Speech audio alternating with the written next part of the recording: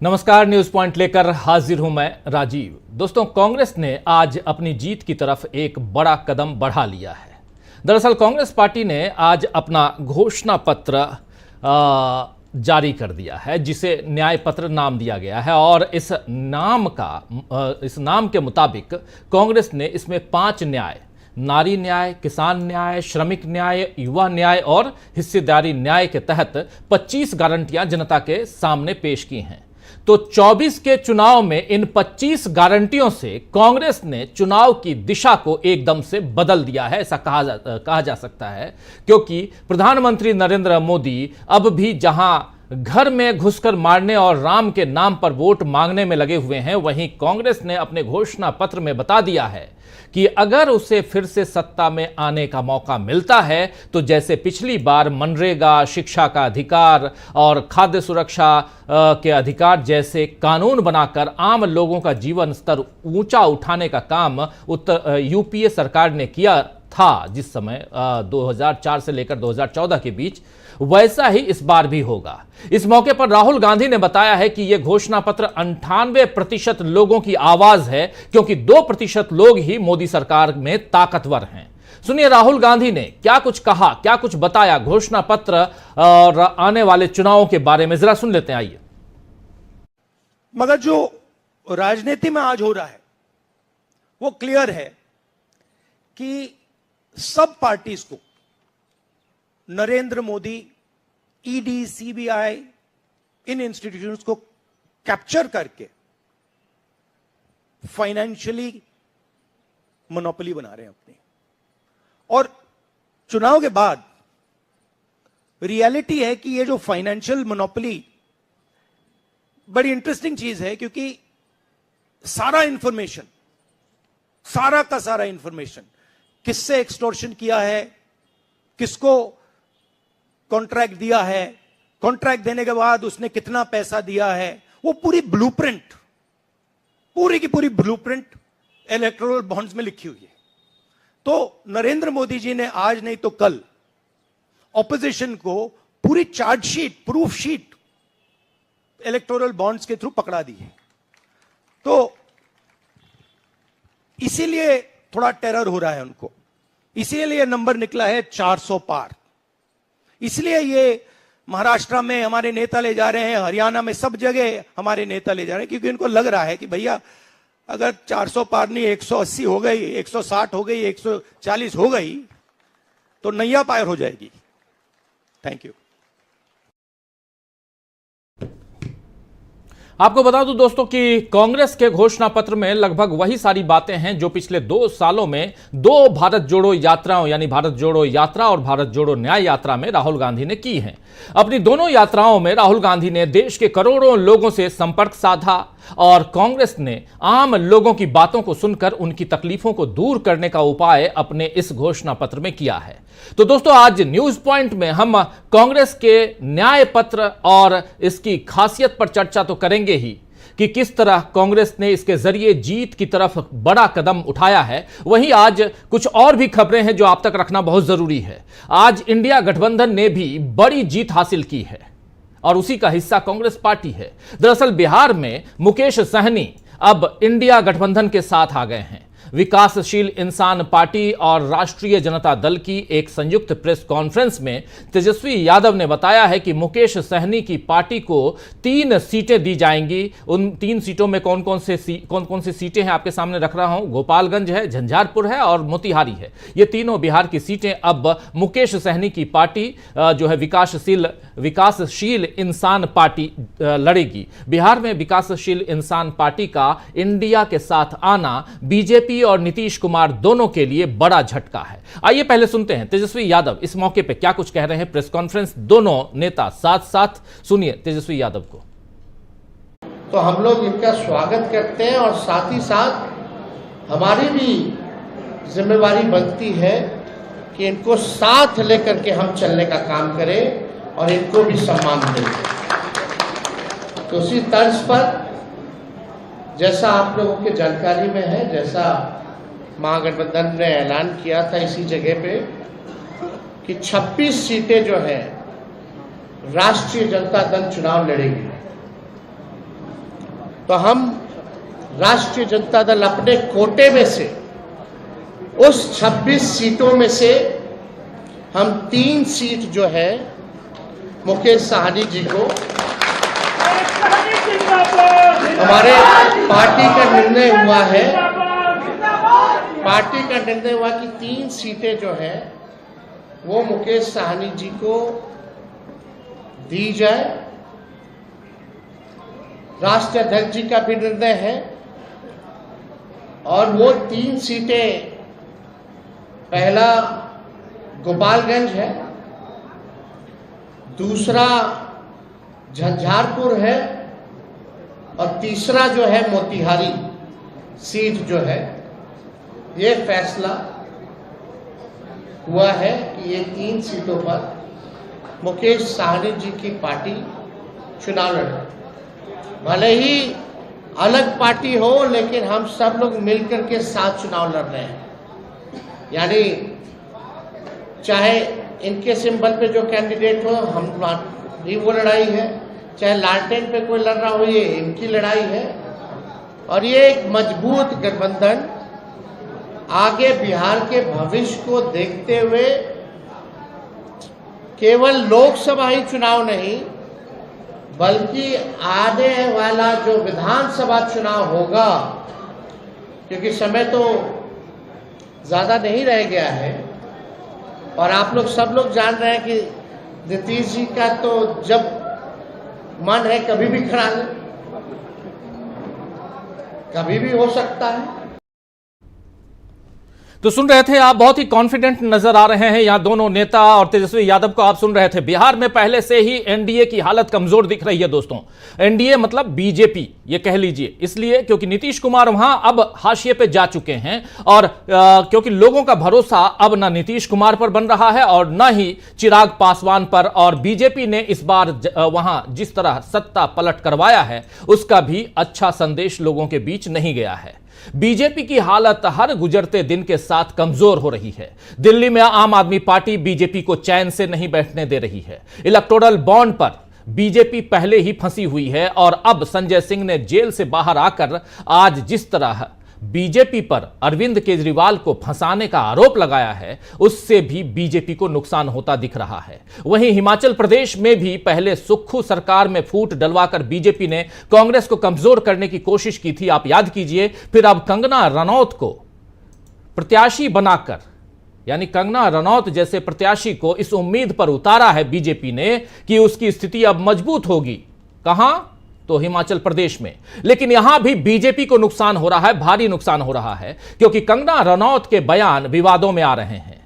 पहले उन्होंने राहुल गांधी और प्रियंका गांधी पर निजी टिप्पणियां की, आपने सुना होगा। फिर नेताजी सुभाष चंद्र बोस को भारत का पहला प्रधानमंत्री बताया, फिर सरदार पटेल को अंग्रेजी ना आने की बात कही, और इन बयानों के वायरल होते ही कंगना से ज्यादा बीजेपी घिर रही है कि उसने क्या सोचकर इन्हें उम्मीदवार बनाया है। तो कुल मिलाकर दोस्तों, बीजेपी के दिन इस समय अच्छे नहीं चल रहे हैं। बीजेपी को बार बार झटके लग रहे हैं, बार बार झटके। और आज कांग्रेस के घोषणा पत्र के जारी होते ही बीजेपी पर सवाल खड़े हो रहे हैं कि वो कांग्रेस की गारंटियों के मुकाबले मोदी की गारंटी को कैसे टिका पाएगी। क्या कांग्रेस ने न्याय पत्र से, जी हां, घोषणा पत्र का नाम कांग्रेस ने न्याय पत्र रखा है, और 5 न्याय और उसमें 25 गारंटियां, क्या कांग्रेस ने न्याय पत्र से कर दिया है जीत का ऐलान? आइए जरा इन्हीं तमाम मसलों पे आज चर्चा करते हैं। इस चर्चा में हमारे साथ कुछ वरिष्ठ साथी जुड़े हुए हैं, उन सबसे आपका परिचय करवाऊं। देखिए, 7 वरिष्ठ साथी जुड़े हुए हैं। पंकज चतुर्वेदी जी हैं, सुनील शुक्ला जी हैं, अनिल सिन्हा जी हैं, शकील अख्तर जी हैं, प्रशांत टंडन जी हैं, डॉक्टर दीपक पाचपोर जी हैं और अमलेंदु उपाध्याय जी हैं। आप सबका स्वागत है, इस्तकबाल है। स्वागत इस्तकबाल आप तमाम दोस्त साथी शुभचिंतक आप सबका भी जो अब तक जुड़ चुके हैं, जो जुड़ने वाले हैं इस कार्यक्रम में, और बहुत कुछ आप जानते हैं। सबसे पहले शकील अख्तर जी के पास आना चाहता हूं।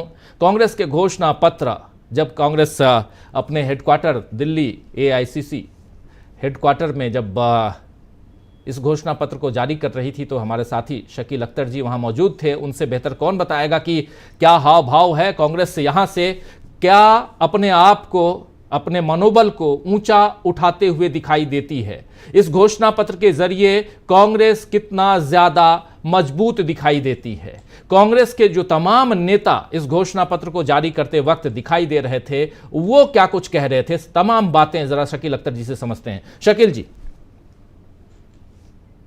देखिए राजीव जी, कांग्रेस ने आज जो है एक दस्तावेज के तौर पे, जो आप पीछे फोटो में दिखा रहे हैं कि राहुल उसने ये जो हैं, ये घोषणा पत्र जो हैं उसने आज जारी किए हैं। एक डॉक्यूमेंटेशन ये बताया है उन्होंने लिखित में कि हम जीत जाने के बाद क्या क्या करने वाले हैं। और ये बड़ा इंटरेस्टिंग है इसको पढ़ना। इसमें जो है विदेश नीति से लेके युवाओं तक हर चीज पे कांग्रेस ने अपने विचार बहुत स्पष्टता से रखे हैं। और राहुल ने कहा है कि ये जो हमने घोषणा पत्र तैयार किया है या जो हमारा न्याय पत्र है, ये दरअसल जो मैंने यात्रा की है उसमें मैं लोगों से मिला हूं। पहली यात्रा फिर दूसरी यात्रा, दोनों मिला के करीब 10,000 किलोमीटर की यात्रा ये हो जाती है। और उनके जो विचार थे, उनकी जो डिमांड थी, उनकी जो जरूरतें थी, उनके अनुसार ये घोषणा पत्र या न्याय पत्र तैयार हुआ है। और ये बड़ा इंटरेस्टिंग है कि आज कांग्रेस के सारे नेता वहां मौजूद थे, कार्यकर्ता भी बड़ी तादाद में मौजूद थे और सबके अंदर इसको लेके एक बड़ा उत्साह था। आमतौर पे घोषणा पत्र पढ़े नहीं जाते हैं, लेकिन हमने वहां देखा कि हर कार्यकर्ता चाह रहा था कि उसे एक कॉपी सबसे पहले मिल जाए, जल्दी से जल्दी मिल जाए। जो हिंदी वाले थे वो हिंदी की कॉपी और जो गैर हिंदी भाषी थे वो अंग्रेजी की कॉपी लेके न केवल उसको पढ़ रहे थे बल्कि उसके एक एक पॉइंट पे डिस्कशन भी कर रहे थे। और यही हाल नेताओं का था। इसमें से हमने कुछ चीजें देखी हैं जो बड़ी इंटरेस्टिंग है। जैसे एक जो है कि इसमें न्यायपालिका के ऊपर एक अलग चैप्टर रखा गया है। क्यों? क्योंकि आज के टाइम में जिस तरह इंस्टीट्यूशंस में गिरावट आ रही है, और राहुल ये बात कह चुके हैं कि हर संवैधानिक संस्था को खत्म किया जा रहा है, कमजोर किया जा रहा है, तो न्यायपालिका के ऊपर कांग्रेस ने एक अलग चैप्टर लिख के और ये कहा है कि जांच एजेंसियों के दुरुपयोग और कार्यकारी शक्तियों के दुरुपयोग के कारण लोग न्यायपालिका को लोकतंत्र विरोधी कार्यों और अधिनायकवाद के खिलाफ अंतिम उपाय के रूप में देखने लगे हैं। और जो नहीं कहा है वो ये है, लेकिन क्या वह उस तरह से उस काम को कर पा रही है? जो लिखा जाता है वो लिखा है, लेकिन साथ में एक वाक्य लिख दिया है, एक स्वतंत्र न्यायपालिका ही भारत के संविधान को कायम रख सकती है। एक पॉलिटिकल पार्टी इतना ही लिख सकती है। लेकिन उसके लिखने का मतलब स्पष्ट है कि हर संवैधानिक संस्था आज संदेह के घेरे में आ गई है। और हम जब सरकार बना लेंगे तो साफ लिखा है कि न्यायपालिका की स्वतंत्रता और गुणवत्ता, न्यायाधीशों की स्वतंत्रता, इन सबकी रक्षा करेंगे। ये कोई मामूली बात नहीं है। इसी तरह जो है इस घोषणा पत्र के अंदर बेरोजगारी एक बड़ा विषय है। हम इसको दिखा देते हैं थोड़ा सा। बहुत बड़ा घोषणा पत्र है ये दिख रहा है बेरोजगारी के ऊपर। हिंदी अंग्रेजी दोनों में है हमारे पास, और भी लैंग्वेजेस में ये छप रहे हैं, वो भी हम दिखा सकते हैं। तो बेरोजगारी के ऊपर जो कहा है कि 25 वर्ष से कम आयु के 42.3% युवा स्नातक बेरोजगार हैं। अभी राहुल ने कहा था, बॉम्बे IIT का बताया था कि वहां पे 36% जो है, वहां पे जो कैंपस रिक्रूटमेंट है वो नहीं हुआ है। तो इसमें उन्होंने सबसे पहला पॉइंट लिखा है कि केंद्र सरकार के विभिन्न विभागों के खाली पड़े 30 लाख पदों को तत्काल भर दिया जाएगा। इसी तरह विश्वविद्यालयों के, तो ये जो है इसे बहुत सारी डिटेल्स हैं जो हम धीरे धीरे बताएंगे आपको। लेकिन जो इसमें सबसे इंपॉर्टेंट बात यह है कि ये घोषणा पत्र कांग्रेस ने पेश करके ये कहा है कि ये हमारा गारंटी पत्र है और हम सरकार में आने के बाद, जैसा कि आप बता रहे थे पिछली बार जो काम किए थे, इस बार हम ये काम करने जा रहे हैं और इसका जनता में असर गया है। क्यों? क्योंकि ये किसी दफ्तर में बैठ के नहीं बनाया गया है। ये सड़क पे लोगों की उम्मीदों से पैदा हुए जो भाव थे उनको शब्द दिए गए हैं। राहुल ने कहा है ये कि हमारे तो खाली शब्द हैं, बताया आपने हैं, हमने तो खाली इसको शब्द दिए हैं, हमने तो खाली इसको लिखा है। तो ये घोषणा पत्र जो है एक बड़ा इंपॉर्टेंट डॉक्यूमेंट है। अभी बीजेपी का आया नहीं है, अभी उसके घोषणा पत्र समिति का गठन हुआ है, अब वो आएगा, देखते हैं उसमें क्या होता है, किस तरह के भावनात्मक इशू होते हैं, या बेरोजगारी जो सबसे बड़ा इशू आज देश का बन चुका है। और राहुल ने इसको एड्रेस करते हुए आज साफ कहा कि 30 लाख पद तो तत्काल भर दिए जाएंगे। और 30 लाख पद कौन से हैं? ये सरकार में खाली पद हैं, ये बाकी और जो पद हैं और जो नौकरियां हैं वो इसके अलावा हैं। तो ये घोषणा पत्र जो है एक बहुत इंपॉर्टेंट पहल है कांग्रेस की। और इसके बाद कांग्रेस की आज एक सीईसी भी हो रही है, बड़ी इंपॉर्टेंट सीईसी भी चल रही है। उसमें बड़े इंपॉर्टेंट राज्य हैं जिन पे आज बात होने वाली है, हो रही है। दिल्ली है, उसमें हरियाणा है, बंगाल है, झारखंड है और दादरा नगर हवेली है। तो ये कांग्रेस की हो जाएगी तो जल्दी इनके नाम भी सामने आ जाएंगे। बिल्कुल, जी हाँ, जी हाँ, आ जाएंगे जी। बिल्कुल बिल्कुल सामने आएंगे। और बहुत इंपॉर्टेंट पहलू पे आप चर्चा कर रहे हैं, बहुत सारी बातें आप बता रहे हैं। अभी आपके पास दोबारा आएंगे शकील जी, आप बने रहिए हमारे साथ। और हमारे तमाम साथी हमारे साथ जुड़े हुए हैं, जल्दी से आना चाहता हूं प्रशांत टंडन जी आपके पास। प्रशांत जी, घोषणा पत्र की चर्चा यहाँ लाजिमी इसलिए है क्योंकि यहाँ से एक रूपरेखा सामने चुनाव की कि आखिर कांग्रेस किस दम पर चुनाव लड़ने जा रही है, किन वादों के साथ कांग्रेस चुनाव लड़ने जा रही है। ये तो साफ दिखाई दे रहा था कि राहुल गांधी की दोनों यात्राएं उनके घोषणा पत्र में वो परिलक्षित होंगी, दिखाई देंगी। और वो साफ साफ दिखाई भी दे रही हैं और कहा भी जा रहा है। और जैसे अभी शकील जी बता भी रहे हैं, उनके हाथ में घोषणा पत्र है, दोनों हिंदी और इंग्लिश। और आपके हमारे हम सबके बीच पीडीएफ ऑलरेडी मौजूद है जो कि तमाम लोगों तक सर्कुलेट कर दिया गया है हिंदी और अंग्रेजी में, और कई भाषाओं में ये तैयार हो रहा है। लेकिन इस दस्तावेज को कैसे आप देखते हैं और यहां से क्या ये चुनाव, क्योंकि अभी कुछ दिनों पहले, 2-3 दिन पहले ही बीजेपी ने अपनी घोषणा पत्र, जो संकल्प पत्र बीजेपी का रहता है, उस के लिए कमेटी का गठन किया है। और 19 तारीख को जबकि पहला चुनाव है, मतदान है, तैयारी आनन फानन में होगी, ये तय है।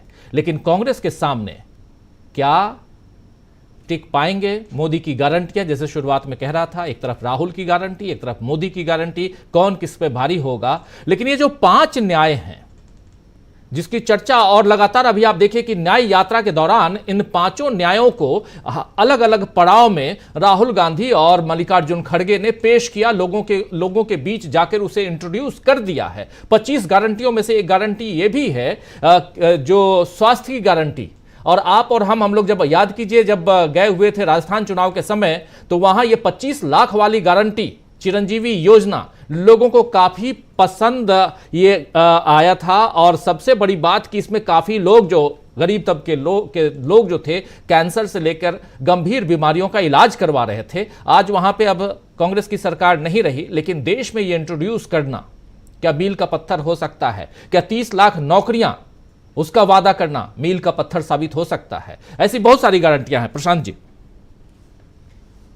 राजीव जी, मैं 45 पेज का पूरा कांग्रेस का मैनिफेस्टो पढ़ चुका हूं। और उस कांग्रेस के मैनिफेस्टो में, जैसे शकील जी ने कहा, ये कमरे में 10 लोगों के, 5 लोगों के द्वारा बैठ के लिखा ही नहीं जा सकता। ऐसा डॉक्यूमेंट तो इंटरेक्शंस के बाद ही आ सकता है, जो कि सड़क से ही निकल सकता है। और क्यों ये मैं बात कह रहा हूं, इस डॉक्यूमेंट को राजीव जी आपने तो पढ़ लिया होगा, हमारे दर्शक अगर पढ़ लें इसको, उस डॉक्यूमेंट में वो सब कुछ है राजीव जी जो हम आप यहाँ पे पिछले 1-2 साल में चर्चा करते रहे। उस डॉक्यूमेंट में वो भी सब है जो हमारे दर्शक कमेंट बॉक्स में लिखते रहते हैं, वो सब कुछ है इस डॉक्यूमेंट में। यानी पुलवामा की जैसी घटना कैसे हो गई, उसकी जांच की बात है कि इंटेलिजेंस फेलियर कैसे होता है, राफेल कैसे मुद्दों की जांच है, इलेक्टोरल बॉन्ड के स्कैम की जांच है, पीएम केयर्स के स्कैम की जांच है, ईडब्ल्यूएस कोटा जो 10% गरीब आर्थिक रूप से कमजोर लोगों के लिए लागू होता है, उसको हिंदू अपर कास्ट के अलावा बाकी जातियों के लिए भी खोल दिया गया है। जनरल कैटेगरी के अलावा भी बाकी सबके लिए भी खोल दिया गया है। जी 50% की जो सीलिंग है आरक्षण की, उसको बढ़ाने की बात की गई है कानून ला के। दल बदल रोज हम लोग चर्चा करते राजीव जी कि ये पार्टी से वो पार्टी में गया, वो सरकारें गिर गई, वो ईडी जो है वॉशिंग मशीन में चले गए, महाराष्ट्र की सरकार हम देख रहे हैं, मध्य प्रदेश की सरकार कैसे गिरी। दल बदल कानून में परिवर्तन की बात कही गई है कि पार्टी बदलने का मतलब कि ऑटोमेटिक सदस्यता रद्द हो जाएगी। अभी हमने देखा कि हिमाचल में कोशिश हुई थी, तो मेरा एमएसपी का कानून लाएंगे। कोई एक मीडिया के बात जो हम लोग रोज चर्चा करते हैं, मीडिया डेमोक्रेसी का बड़ा इंपॉर्टेंट पिलर है, और मीडिया में कैसे काम होगा, ये जो मीडिया की जो कुछ उद्योगपतियों की मोनोपोली हो गई है, कुछ उद्योगपतियों का वर्चस्व हो गया है मीडिया में, उसको कैसे उन उद्योगपतियों के चंगुल से छुड़ाया जाए, इसका पूरा ब्लूप्रिंट है। मैं सब चीज़ें नहीं कह सकता हूँ क्योंकि बहुत डिटेल डॉक्यूमेंट है वो, लेकिन और इतना डिटेल राजीव जी कि ब्रेल जो ब्लाइंड लोगों की लैंग्वेज है और मूक बधिरों की जो भाषा है साइन लैंग्वेज, इसको भी भाषा का दर्जा देने की बात की गई है। मैं ब्लाइंड्स के बीच में काम करता रहा हूँ, मुझे मालूम है कि इसका क्या मतलब है। तो इतना डिटेल कमरे में बैठ के नहीं बन सकता राजीव जी। ये और डॉक्यूमेंट को अगर आप रिफ्लेक्शन है प्रशांत जी, ये सब रिफ्लेक्शन है। आप याद कीजिए जब किसानों के बीच गए थे राहुल गांधी, एक महिला जिनके आंख का ऑपरेशन करवाया था उन्होंने, हरियाणा की महिला का, याद है ना? और ये सब उन तमाम चीज़ों का रिफ्लेक्शन इसमें है जो राहुल गांधी ने पिछले 2 साल में सड़कें नाप करके पाई हैं और देखे हैं राहुल गांधी ने कि क्या कुछ इस देश की जनता की डिमांड है। इसलिए ब्रेल की आप बात कर रहे हैं, और ऐसी बहुत सारी तस्वीरें आती रहीं जब राहुल गांधी पैदल चल रहे थे। कुछ जोड़ रहे हैं प्रशांत जी? मैं सिर्फ इतना कहना चाह रहा हूँ राजीव जी कि जो भी हमारे दर्शक भी जो कमेंट बॉक्स में लिखते हैं, इस डॉक्यूमेंट को पाएंगे कि वो जो सोशल मीडिया पे लिखते हैं वो सब कुछ है इसमें।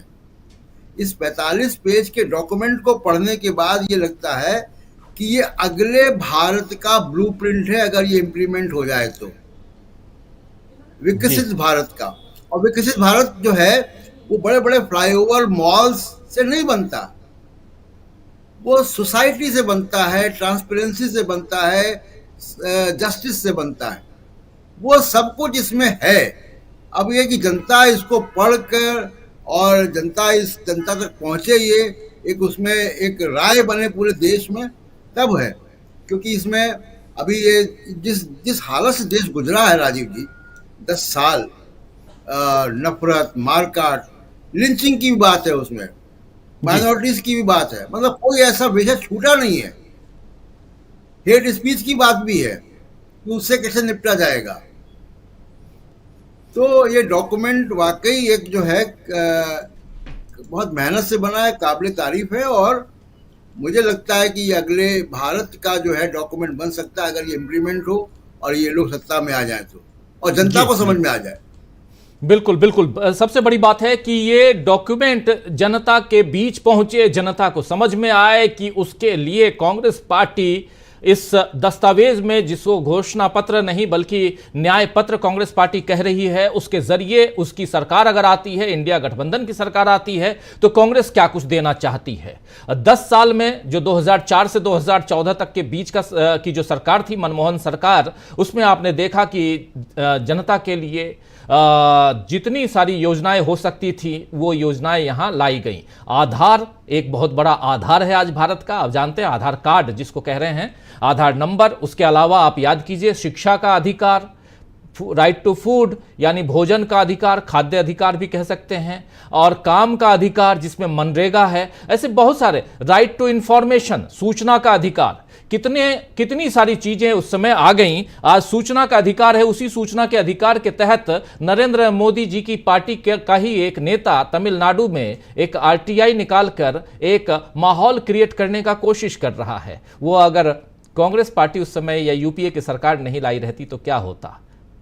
खैर, आना चाहता हूं पंकज चतुर्वेदी जी आपके पास। पंकज जी, कैसे देखते हैं आप इस घोषणा पत्र को और इससे किस दिशा में चुनाव को जाते हुए देखा जाए? क्योंकि अभी बीजेपी का आना बाकी है और हमारे साथी शकील अख्तर जी बिल्कुल सही कह रहे थे कि इंतजार रहेगा कि बीजेपी यहां पर इसका काउंटर कैसे करती है। लेकिन जिस गारंटी की बात होती रही है और खासकर हम लोगों ने देखा कर्नाटक के चुनाव के बाद से, हालांकि कांग्रेस पार्टी उड़ीसा के चुनाव के समय भी 2018 में, मुझे याद है 2019 में, 18 नहीं 19 में उड़ीसा का चुनाव जिस जैसे अभी हो रहा है, गारंटियों की बात वहां भी कर रही थी। लेकिन कर्नाटक के चुनाव के बाद से गारंटियां बहुत तेजी से, ये शब्द गारंटी जो है बहुत तेजी से सियासी पटल पर चर्चा में है। और वैसे में ये 5 गारंटी, 5 न्याय, 25 गारंटी 24 के इस चुनाव में कितना हावी?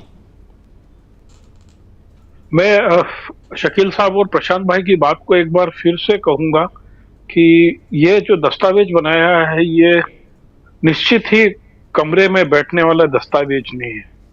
जब इसमें हम देखते हैं कि गिग वर्कर्स की बात है तो लगता है राहुल गांधी वो बाइक पे, स्कूटर पे बैठ के वो जो जोमेटो के लड़के के साथ में बैठ के घूम रहे थे और उससे बात कर रहे थे।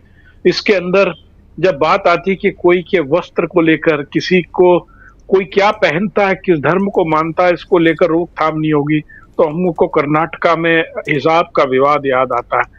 सबसे बड़ी चीज है कि इसके अंदर बातें सब वही कही गई हैं जो माइनॉरिटीज, SC ST के लोग इस समय झेल रहे हैं, लेकिन इतनी खूबसूरती से कही गई है कि बड़े व्यापक नजरिए में।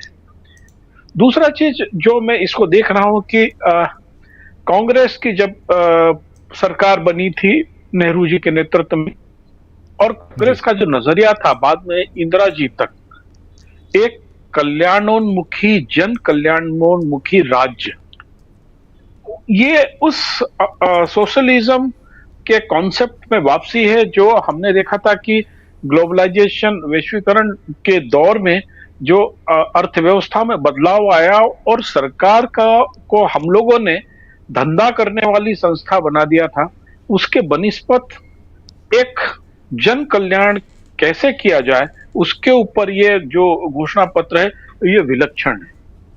मैं आप लोगों को एक चीज दिखाना चाहूंगा, मुझे नहीं पता है कि हम लोग इसको स्क्रीन पर किस तरीके देख पाएंगे। कांग्रेस में इसने बाकायदा 5 गारंटियों का गारंटी कार्ड इशू किया है, और जो गारंटी कार्ड है वो गारंटी कार्ड पे कांग्रेस का जो कार्यकर्ता है वो दस्तखत करके देखा, वो इस तरीके से गारंटी है। ये देखिए जी, इस पे राहुल गांधी, खड़गे जी का दस्तखत है और इस जगह पर कांग्रेस कार्यकर्ता दस्तखत करके लोगों को देगा। दूसरा चीज, चूंकि दस्तावेज बहुत बड़ा है जी, पंकज जी डिस्कनेक्ट हो गए हैं, लेकिन हाँ जी आ गए जी पंकज जी। तो आप देखेंगे कि कितनी खूबसूरती से उन्होंने 5 पॉइंट को इस तरीके से बनाया है कि कांग्रेस का काम कार्यकर्ता एक पोस्टर के माध्यम से 5 न्याय और उस 25 गारंटियों को बता सकता है। तो बड़ी खूबसूरती से इन सब मीडियम पे बैठे हैं, जिसको वैकल्पिक मीडिया के कहा गया, इंटरनेट का, और उसके ऊपर इस समय सबसे बड़ा खतरा है। कल ही मैं देख रहा था कि वो दयाशंकर मिश्रा का जो चैनल है उस पे एक लेटर आया कि INB मिनिस्ट्री ने बोला इसको बंद कर दो। शायद बहुत सारे चैनल्स के साथ में, यूट्यूब चैनल के साथ हुआ। इस घोषणा पत्र में उसकी भी बात की गई है कि जो यूट्यूब चैनल चला रहे हैं या जो वैकल्पिक मीडिया दे रहे हैं उनको कैसे संरक्षण दिया जाए। यानी इतनी माइन्यूट छोटी छोटी बातों को इसके अंदर खूबसूरती से रखा गया। बुजुर्गों के बारे में, बुजुर्गों के लिए न्याय सुलभ हो, बुजुर्गों के लिए स्वास्थ्य सुलभ हो, बुजुर्गों को अपने घर में रहने का हक हो, उनको परिवहन में जो पहले छूट मिलती थी वो मिले।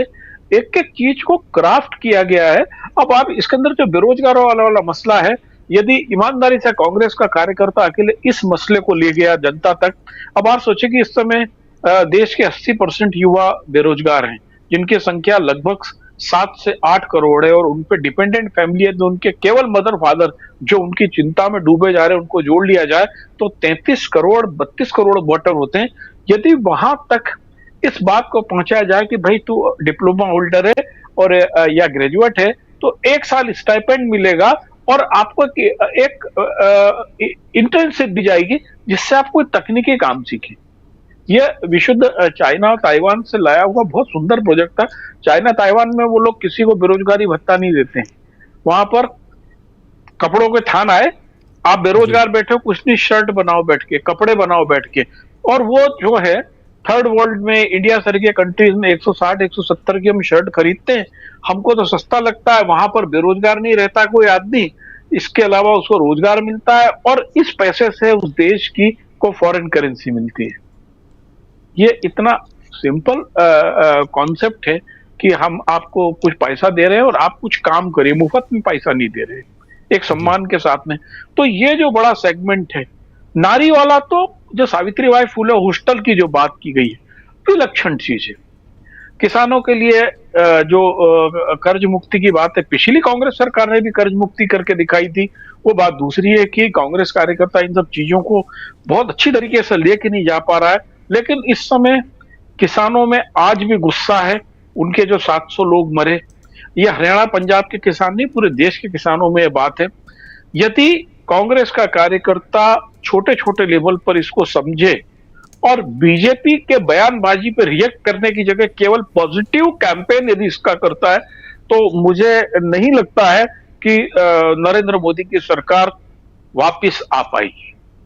जी जी जी, बिल्कुल बिल्कुल। बहुत सारी बातें हैं और इस योजना जो या इस घोषणा पत्र की चर्चा हम यहाँ क्यों कर रहे हैं, यहाँ से एक पूरे चुनाव की रूपरेखा आपके सामने नजर आएगी और इसके जरिए चुनाव किस दिशा में जा रहा है ये आप तय करना आपके लिए आसान होगा। सुनील शुक्ला जी, आपके पास जल्दी से आना चाहता हूं। सुनील जी, आप इस घोषणा पत्र को या न्याय पत्र को कैसे देखते हैं? कितनी चुनौती पेश करता हुआ ये न्याय पत्र दिखाई देता है?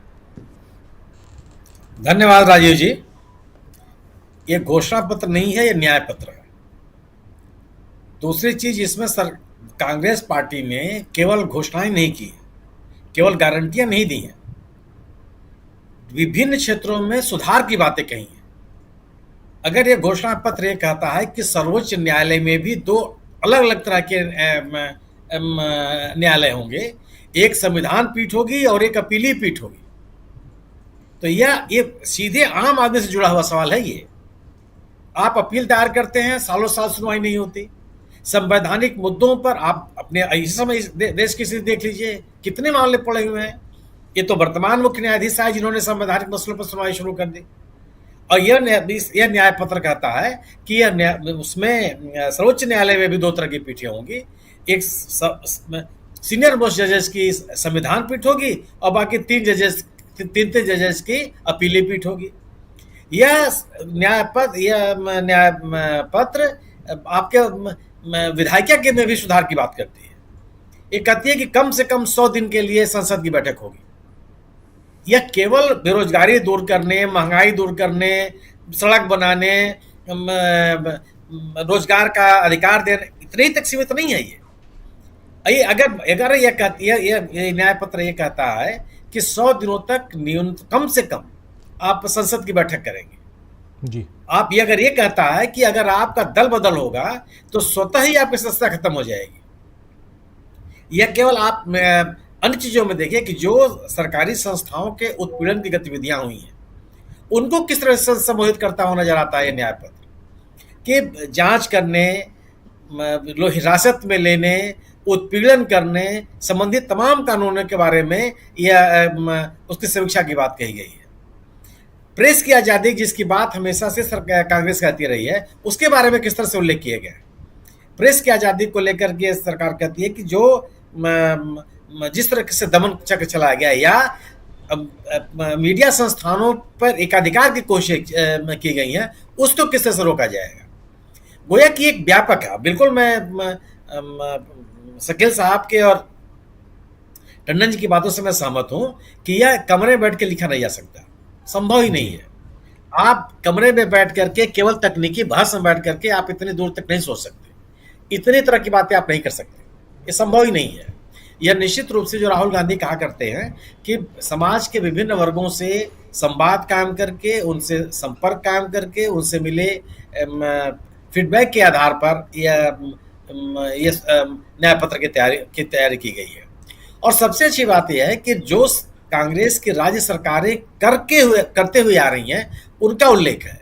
जैसे गीग वर्कर्स के बारे में कांग्रेस ने कर्नाटक के चुनाव के दौरान गीग वर्कर्स को सामाजिक सुरक्षा देने का आश्वासन दिया था। सिद्धारमैया की सरकार ने शपथ ग्रहण करने के तत्काल बाद इस व्यवस्था को लागू कर दिया। वहां जिस चिरंजीवी योजना की बात ये कर रहे हैं वह ऑलरेडी राजस्थान में लागू करके आ रहे हैं। गोया कि ये जो न्याय पत्र है, इस न्याय पत्र पे भरोसा रखने के भी तमाम कारण है। यह लोगों को यह आश्वासन देता हुआ नजर आ रहा है कि कांग्रेस न केवल इनकी बातें कर रही है, बल्कि इनको जहां भी उनको मौका मिला है उसको उन्होंने लागू किया है। रोजगार का सवाल बहुत बड़ा सवाल है, सामान्य बात नहीं है। 30 लाख नौकरियां और अप्रेंटिसशिप की व्यवस्था, यह मैं नहीं मानता कि किसी युवा को अपील नहीं करेगी। हर व्यक्ति परेशान है बेरोजगारी की समस्या से। उसमें अगर आपको नौकरी के अवसर मिलते हैं, खाली पदों को भरने की मुहिम कोई राजनीतिक दल आश्वासन देता है, और पढ़े लिखे लड़कों को जब तक उनकी नौकरी नहीं मिल जाती तब तक आप स्टाइपेंड की बात करते हैं, यह सामान्य बात नहीं हो सकती। यह आज के दौर में यह बहुत बड़ी जरूरत है। महिलाओं को जिस तरह की सुरक्षा देने की बात कही गई है, यह बात हो सकती है कि जो इस न्याय पत्र में कहा गया है कि 50% जो आरक्षण का कैप है उसको भी हम बढ़ाने विचार कर सकते हैं। इसकी आलोचना भी की जा सकती है, हो सकता है कि लोग इसकी आलोचना करें, लेकिन ये बहुत साहसिक कदम है। जिस तरह की बात कांग्रेस कहती रही है कि वह सामाजिक रूप से पिछड़े, आर्थिक रूप से पिछड़े, शैक्षणिक रूप से पिछड़े लोगों को आगे लाने का प्रयास करेगी, तो बिना इस कैप को हटाए आप उसका लागू नहीं कर सकते। लेकिन 30% आरक्षण सही वर्ग की महिलाओं को देने की बात जो की जा रही है शिक्षण संस्थाओं में और नौकरियों में, यह एक महिलाओं की समस्याओं को संबोधित करने का, एक तरफ तो महिलाओं को आप 1 लाख रुपए की देने की बात करते हैं, और दूसरी तरफ शिक्षा में और रोजगार में एक आरक्षण देने की बात करते हैं, उनको अवसर देने की बात करते हैं। तो यह मेरा अपना मानना यह है कि यह न्याय पत्र चुनावी सुधार, विधायी सुधार, न्यायिक सुधार जैसे प्रमुख विषयों को भी संबोधित करता है। यह एक ऐसा दस्तावेज है जो इस आने वाले भारत के निर्माण की बात करता है वो, और पिछले 10 सालों में जिस दुस्वप्न से इस यहाँ के नागरिक गुजरे हैं उसमें उनको एक बेहतर सपना दिखाता हुआ नजर आता है। और लोगों के विश्वास की वजह ये हो मेरा मानना यह है कि अगर कांग्रेस के लोग इसको आम लोगों तक पहुंचाने में सफल रहे, तो मेरा अपना यह मानना है कि लोग इस पर विश्वास करेंगे कि कांग्रेस की सरकारें जिन राज्यों में हैं या जिन राज्यों में चुन करके आई, इसमें से अधिकांश बातें उन्होंने जो उनके अधिकार क्षेत्र में था उसको लागू करती हुई नजर आई। मेरा मानना है कि एक बहुत महत्वपूर्ण दस्तावेज है ये, और यह किसी भी आम भारतीय को अपील करने वाला दस्तावेज होगा, और जो एक सत्तारूढ़ दल के द्वारा जो ध्रुवीकरण की कोशिश की जा रही है उस मुद्दे को भी संबोधित करता हुआ ये न्याय पत्र है। तो कोई समाज का कोई ऐसा पक्ष नहीं है जिसको ये संबोधित न कर रहा हो, और निश्चित रूप से बड़े व्यापक विचार के बाद और लोगों से जानकारी करने के बाद ही तैयार किया गया होगा। हाँ, आज की जरूरत है कि यह शानदार न्याय पत्र लोगों के विमर्श तक पहुंचे। इसकी प्रमुख जिम्मेदारी कांग्रेस कार्यकर्ताओं के ऊपर है। जी बिल्कुल बिल्कुल सही आप कह रहे हैं कि ये कांग्रेस के कार्यकर्ताओं के ऊपर है कि वो इस न्याय पत्र को जन जन तक पहुंचाए। लेकिन इस न्याय पत्र को अगर आप देखें, गौर से देखें, तो 5 न्याय की बात, लेकिन 25 गारंटियां, 24 में 25 गारंटियां, यानी कि 24 का चुनाव और 25 गारंटियों के साथ क्या बेड़ा पार लगाएगी। ये एक बहुत इंपॉर्टेंट पहलू है और कांग्रेस पार्टी के लिए। लेकिन उधर बिहार में देखें तो बिहार में गठबंधन और मजबूत हो गया है। बिहार पर सबकी निगाहें टिकी हुई हैं, उत्तर प्रदेश पर सबकी निगाहें टिकी हुई हैं, निगाहें टिकी हुई हैं महाराष्ट्र पे और पश्चिम बंगाल पे। इन 4 राज्यों में अगर इंडिया गठबंधन ने बीजेपी को पछाड़ दिया तो फिर बीजेपी का फिर से यानी कि हैट्रिक बनाना बहुत मुश्किल होगा, यह माना जा रहा है। और राहुल गांधी आज कह रहे थे कि 180 या 160 या 140 इससे ज्यादा बीजेपी का दिखाई नहीं देता है। इन सब पे भी चर्चा करेंगे, लेकिन जल्दी से हमारे कुछ साथी और बचे हुए, इन लोगों से भी इस न्याय पत्र पे चर्चा जरूर करना चाहता हूं। अनिल सिन्हा साहब, आप किस ढंग से देखते हैं इस न्याय पत्र को, घोषणा पत्र जो बीजेपी के सामने कांग्रेस पार्टी ने आज रख दिया है, और इसके जरिए क्या एक नैरेटिव सेट करने में अब यहां से, क्योंकि आज और कोई इसमें कुछ भी ऐसा नहीं है जिसको आज पहली दफा इन्होंने सामने रखा है। इसकी चरणबद्ध तरीके से घोषणा करते आए हैं राहुल गांधी और मल्लिकार्जुन खड़गे अपनी न्याय यात्रा में। कैसे देखा जाए? देखिए, ये जो आपने सही कहा कि पहले से करते आए हैं, लेकिन जिस तरह से रखा गया है वो बहुत इम्पोर्टेंट है। उसमें आपको एक दृष्टि दिखाई देती है, ये नाराबाजी नहीं है, उसमें कमिटमेंट दिखाई देता है, जो कि आपको नरारद मिलेगा जो मोदी की गारंटियां हैं या जो बीजेपी के जो अभी तक घोषणा पत्र हम लोग देखते आए लंबे समय से, और इवन कांग्रेस के घोषणा पत्र में ये जो कमिटमेंट और ये जो फोकस दिखता है या जो कोहेरेंस है जिसको आप कहते हैं तारतम्यता, वो पहली बार है। और ये एक बहुत बड़ा मतलब मुझको लगता है क्या कि ये ऐसे डॉक्यूमेंट्स उन्होंने आज़ादी के पहले बनाए होंगे, कांग्रेस ने भी, आज ऐसा मौका है कि उन्होंने ऐसा बनाया है। एक तो ये है इसमें, क्योंकि 2-3 चीज़ें मैं देख रहा हूँ जो बहुत इंपॉर्टेंट है। एक तो जो डिस्टॉर्शन 10 ईयर्स में, जो 10 साल में जिस तरह से लोकतंत्र का पीछे हट हुआ है, जिस तरह से उसको बर्बाद किया है इन्होंने, उसको कैसे पटरी पे लाया जाए। और उसके बाद जो उनका अनफिनिश्ड एजेंडा था, अनफिनिश्ड एजेंडा मतलब कि जैसे मनरेगा को मजबूत करना है, या जो राइट टू फूड वाला है, या अर्बन एम्प्लॉयमेंट गारंटी, मतलब अनएम्प्लॉयमेंट का भी जो पहले का जो सारा था वो है। उन्होंने कैसे डिस्टॉर्ट किया वीमेन एस्पिरेशंस को, जो वीमेन नारी शक्ति वंदन ला करके 29 तक नहीं लागू करेंगे, 29 के बाद किसी समय लागू होगा, तो वो सब इसमें है कि उसको 29 से लागू करेंगे। और 25 का जो 2025 में जो विधानसभा चुनाव होंगे उसी से ये रिजर्वेशन जो रिप्रेजेंटेशन है औरतों का लागू हो जाएगा। तो एक जो अर्जेंसी थी कि जो ले जाना था, जहाँ ले जाना है आगे लोकतंत्र को, वो भी, और दूसरा कि जहाँ जहाँ उन्होंने वो जो लॉज जो रिपील करने का कहा है, जो कि मीडिया या लोगों के फ्रीडम ऑफ एक्सप्रेशन पर बंदिश लाती है। इसके अलावा सबसे है कि डिटेल्स में ज़बरदस्त है कि मिड डे मील है, ICDS है, मतलब इंटीग्रेट, सबको ख़त्म कर दिया इन्होंने, PDS को डिस्टॉर्ट कर दिया। तो ये जो वेलफेयर स्कीम्स भी थे जो बरसों से रिफाइन होते गए, ICDS जो इंटीग्रेटेड चाइल्ड वेलफेयर चाइल्ड ये डेवलपमेंट स्कीम है, उसको एडॉप्ट किया अफ्रीकी कंट्रियों के लिए यूनाइटेड नेशंस ने, और उसको मॉडल बताया गया। और वो ICDS का फंडिंग वगैरह सब इतना कम कर दिया, उसको धीरे धीरे सब साफ कर दिया। मनरेगा का उन्होंने रेज कर दिया है, उसका जो ये है क्या कहते हैं वेतन, मतलब उसका जो वेज है, इसी तरह से मिनिमम वेजेज को रेज किया है। तो वो जो है सिर्फ स्लोगन नहीं है कि इतना फ्री भी दे देंगे आपको, 1 लाख इनको 1000 रुपया दे देंगे, जो वो कर रहे हैं कि 5 किलो अनाज दे करके, तो वो नहीं है। मतलब क्रिपल करने के बदले स्ट्रेंथन करना, एम्पावर्ड करना लोगों को, वो है। तो ये फोकस आपको फेडरलिज्म का इशू है, एड्रेस किया, जबरदस्त डॉक्यूमेंट है मैं मानूंगा अभी के समय में, जो कि न केवल आपको अभिव्यक्ति की स्वतंत्रता, जो माइनॉरिटीज और इन पे औरतों पे या जो सेक्टोरल जिस तरह से ये अत्याचार हो रहे हैं उसको एड्रेस करता है, बल्कि एक फ्यूचर, एक जो इन फ्यूचर में होना चाहिए वो उसको करता है। इसमें फर्क यही है, वो एक ऑथोरिटेरियन स्टेट के जरिए वो जो इम्प्लीमेंट, जो भी मोदी की गारंटी है, आप उसमें देखेंगे, आप जितना भाषण हुआ है मोदी का, सब में वो कहते हैं कि मैंने ये गारंटी दी, मैं अब तक नहीं हुआ इसीलिए मैं आपको कर रहा हूँ। इसमें एक शब्द ऐसा कहीं मैं तू करके कुछ है नहीं। एक डॉक्यूमेंट, एक पॉलिटिकल डॉक्यूमेंट है जिसको एक पॉलिटिकल पार्टी ने रखा है, जिसमें कहीं कोई इंडिविजुअलिज्म नहीं है, और एक फोकस है जो कि जिसका स्रोत जो नेहरूवियन और गांधीयन फिलोसफी है उससे है, और संविधान से है, और उसमें वो जाते भी हैं, बताते हैं कि ये कहाँ से निकलता है। तो ये एक बहुत बड़ा आइडियोलॉजिकल डॉक्यूमेंट है। सवाल ये है कि इसको पहुंचाया कैसे जाए, और मुझको लगता है कि ये जरूर कमी रहेगी, ये चुनौती है कि आपके पास वक्त बहुत कम है, आपका वर्कर्स खुद भी ये आइडियोलॉजी को अभी तक जो उसको जिस तरह से उसकी ट्रेनिंग होनी चाहिए थी वो हुई नहीं है, और ना वो उसमें है। इसीलिए ना आप देखते हैं कि इधर से चला जाता है बीजेपी में। मैं आपको कहता हूं कि कोई भी जो अगर आइडियोलॉजिकली थोड़ा भी कमिटेड होगा, वो मतलब बोला भले नीतीश कुमार ने कि मैं मर जाऊंगा लेकिन नहीं जाऊंगा, लेकिन चले गए। ये दिखाता है कि आपका आइडियोलॉजिकल कमिटमेंट क्या है।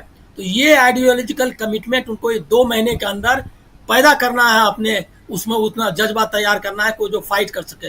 लेकिन सवाल ये है कि जो सेक्टर्स को उन्होंने किया, जैसे औरत है, ओबीसी है, या दलित है, या अल्पसंख्यक है, वो जो पीड़ित वर्ग है वो इसको आगे ले जाएगा और वही इसकी यूएसपी रहेगी, ये मुझको लगता है।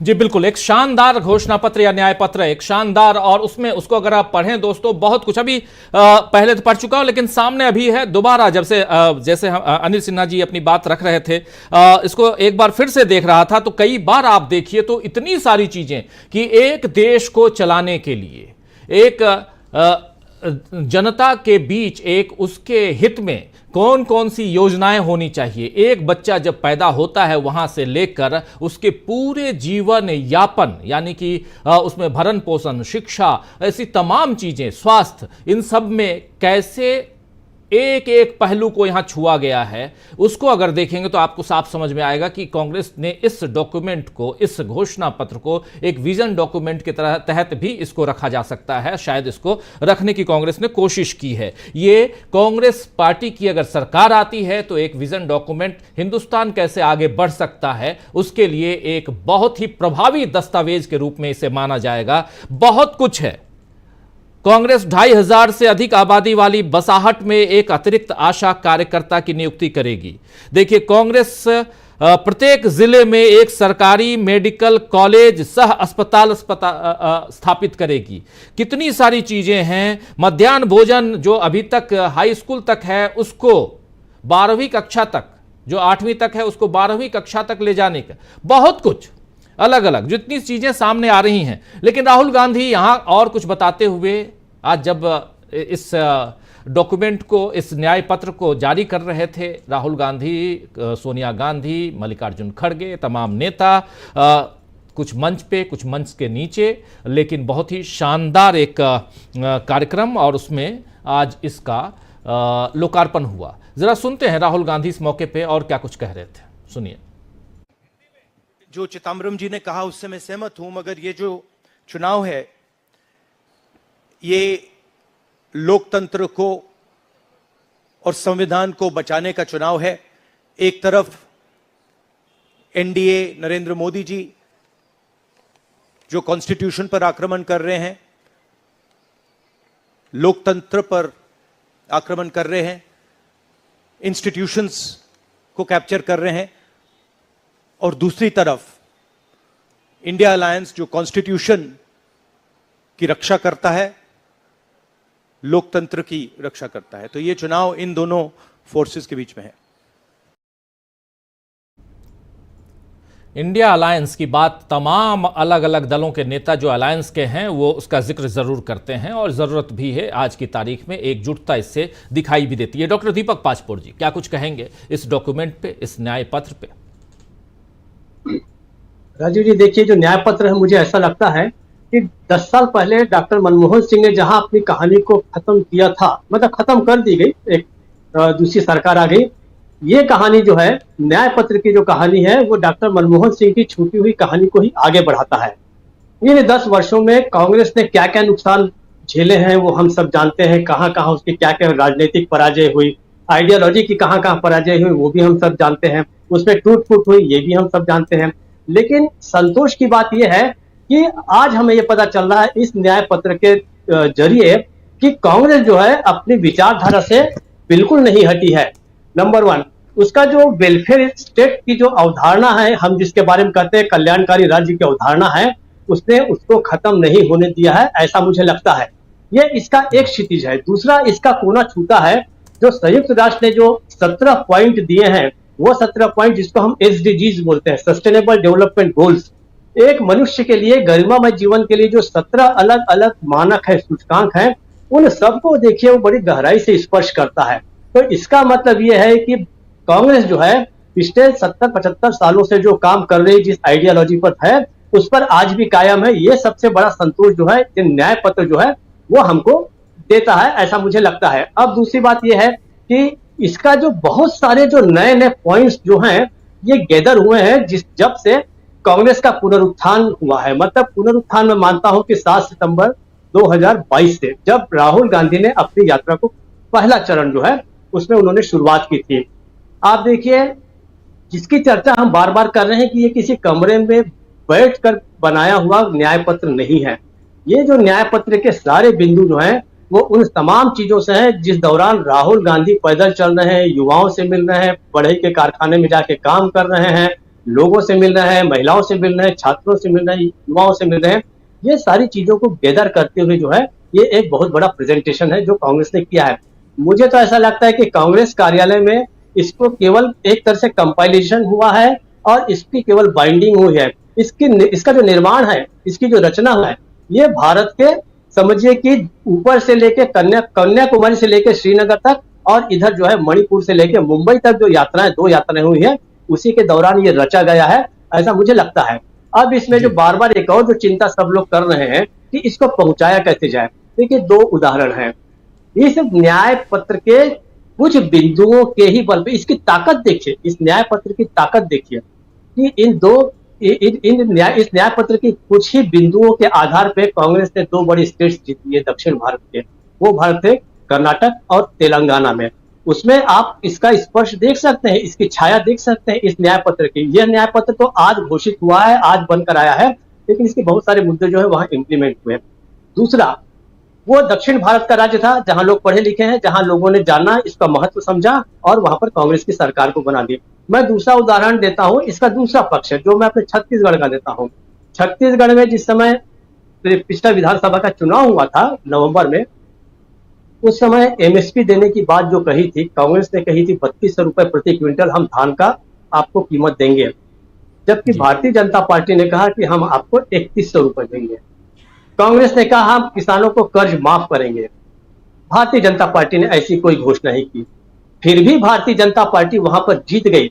इन तीनों राज्यों का मुझे ऐसा लगता है कि एक केस स्टडी के रूप में लिया जाना चाहिए। मैं इसके बिंदुओं पे बहुत ज्यादा इसलिए बात नहीं कर रहा हूं क्योंकि हम सब लोगों ने, बाकी हमारे साथियों ने, वरिष्ठ लोगों ने सब इसके ऊपर काफी कुछ प्रकाश डाल दिया है, तो इसके ऊपर बहुत ज्यादा किए जाने की जरूरत नहीं। लेकिन अब जो चैलेंज है, आपने इतना मेहनत से एक जो डॉक्यूमेंट तैयार किया गया है, अगर ये निष्फल हो गया, जिसको निष्फल करने की कोशिश की भी जाएगी, क्योंकि एक नारा देखिए बहुत समय से ये चल रहा है और अवधारणा ये बना दी गई है कि गारंटी अगर किसी की हो सकती है तो सिर्फ मोदी की हो सकती है।